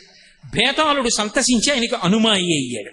అప్పటి నుంచి విక్రమార్కుడి యొక్క మౌనాన్ని భంగం చేసి ఆయన దగ్గర కథలు వింటూ ఉంటాడు. ఈ కథలు వినే పిచ్చి ఎక్కడి నుంచి వచ్చింది అంటే అదిగో అక్కడి నుంచి. ఏకాంతంలో ఎవరైనా ఉంటే చాలా కథ వింటుంటాడు. ఆ వాసనా బలం. అందుకు భేతాళుడిగా ఉండిపోయాడు. కానీ ఉగ్రభూతములన్నింటి మీద ఆధిపత్యం పొందాడు. ఒకప్పుడు ఎవరో రాజ్యంలో చెప్పారు, 2.5 సంవత్సరముల పిల్ల ఒక కుమ్మరివాని ఇంట్లో కొడుకుని కంది, మహాయోధుడ్డా అన్నాడు. అప్పుడు భేతాళుణ్ణి పిలిచాడు. పిలిచి, నువ్వు వెళ్ళి చూసిరా అటువంటి కొడుకుని కందా అని అడిగాడు విక్రమార్కుడు. భేతాళుడు వెళ్ళి చూసొచ్చి, అవును కొడుకుని కంది. ఆ పిల్లవాడి పేరు శాలివాహనుడు. ఆ పిల్లవాడు పుట్టాడన్నాడు. అయితే ఇక నేను శరీరం విడిచిపెట్టాలి పరమశివుడికి ఇచ్చిన మాట మేరకి అని చెప్పి విక్రమార్కుడు తన చంద్రహాసం తన ఖడ్గంతోటే తన రుధిరధారలు బయటికి వచ్చేటట్టుగా పొడుచుకుని శరీరాన్ని విడిచిపెట్టాడు. ఆ తర్వాత ఎవరైనా సింహాసనం మీద కూర్చుందామంటే సాలభంజిక నవ్వేది. సాలభంజికలంటే ఇప్పటికీ మీరు రామప్ప దేవాలయం మీద చూడొచ్చు. సాలభంజికల్ని నృత్యం చేస్తున్న స్త్రీల రూపంలో ఉంటారు. ఒక్కొక్క సాలభంజిక నవ్వి విక్రమార్కుడికి సాధించిన గొప్ప గొప్ప విషయాలు చెప్తుంది. ఆయనలా నీకు శక్తి ఉంటే కూర్చో ఈ సింహాసనం మీద అంటుంది. విక్రమార్కుడి తర్వాత సింహాసనం మీద కూర్చున్న వాళ్ళు లేరు. అందుకే ఇప్పటికీ ఎవరూ కూర్చొని కుర్చీ ఇంట్లో ఉందనుకోండదో విక్రమార్క సింహాసనం లేండంటారు. ఎవ్వరూ కూర్చోలేదు. ఆనాటికి ఈనాటికి మళ్ళీ దాని మీద కూర్చున్నవాడు ఎవరు అంటే ఒక్క భోజరాజు గారు కూర్చున్నాడు. కాబట్టి భేతాళుడు శ్మశానంలో ఉండి ఉగ్రభూతముల మీద శాసకత్వంతో ఉండి పరమశివుడికి పరివారంలో ఉండి సహకరించాడు. ఎవరు? మహాకాళి. భృంగి మహాకాళి అని వచ్చిన వాళ్ళల్లో భృంగి శివానుగ్రహంతో శివుడి దగ్గరే ఉండి కాశీలో ఇప్పటికీ విభూతి శరీరం విడిచిపెట్టే వాళ్ళకి అలంకారం చేస్తూ శివ పరివారంలో ఉండిపోతే, మహాకాళి భేతాళ రూపంలో శ్మశానంలో ఉండి పరమశివుడిని అనుగ్రహించి లోకాన్ని ఉద్ధరిస్తూ ఉంటాడు. ఇలా శివ పరివారంలో ఇవాళ మీకు నేను నంది భృంగి ఇద్దరి గురించి విహంగ వీక్షణంగా చెప్పాను. నేను లోతుగా చెప్పలేను. లోతుగా చెప్తే ఒక్క నందీశ్వరుడు గురించి 3 నెలలు చెప్పాలి. కానీ పరివారంలో కొన్నైనా చెప్దాం. కనీసం ఒక దేవాలయంలో ఉండే వాళ్ళ గురించి అయినా చెప్దామని మొదలుపెట్టి నంది భృంగి ఈ ఇద్దరి గురించి ఈశ్వరుడు అనుగ్రహించినంత మేర చెప్పడం జరిగింది. ఒకటి జ్ఞాపకం పెట్టుకోండి, రేపు అత్యంత ప్రధానమైనటువంటి కొన్ని విశేషాలని మీతో మనవి చేస్తాను. అవి ఎంతంత శక్తివంతములు అని చెప్తారంటే అందులో కొన్నింటిని విన్నంత మాత్రం చేత పరమశివానుగ్రహం కలుగుతుంది అని చెప్తారు. అంత అద్భుతమైనటువంటి ఆఖ్యానములు కొన్ని రేపటి రోజున మనవి చేస్తాను.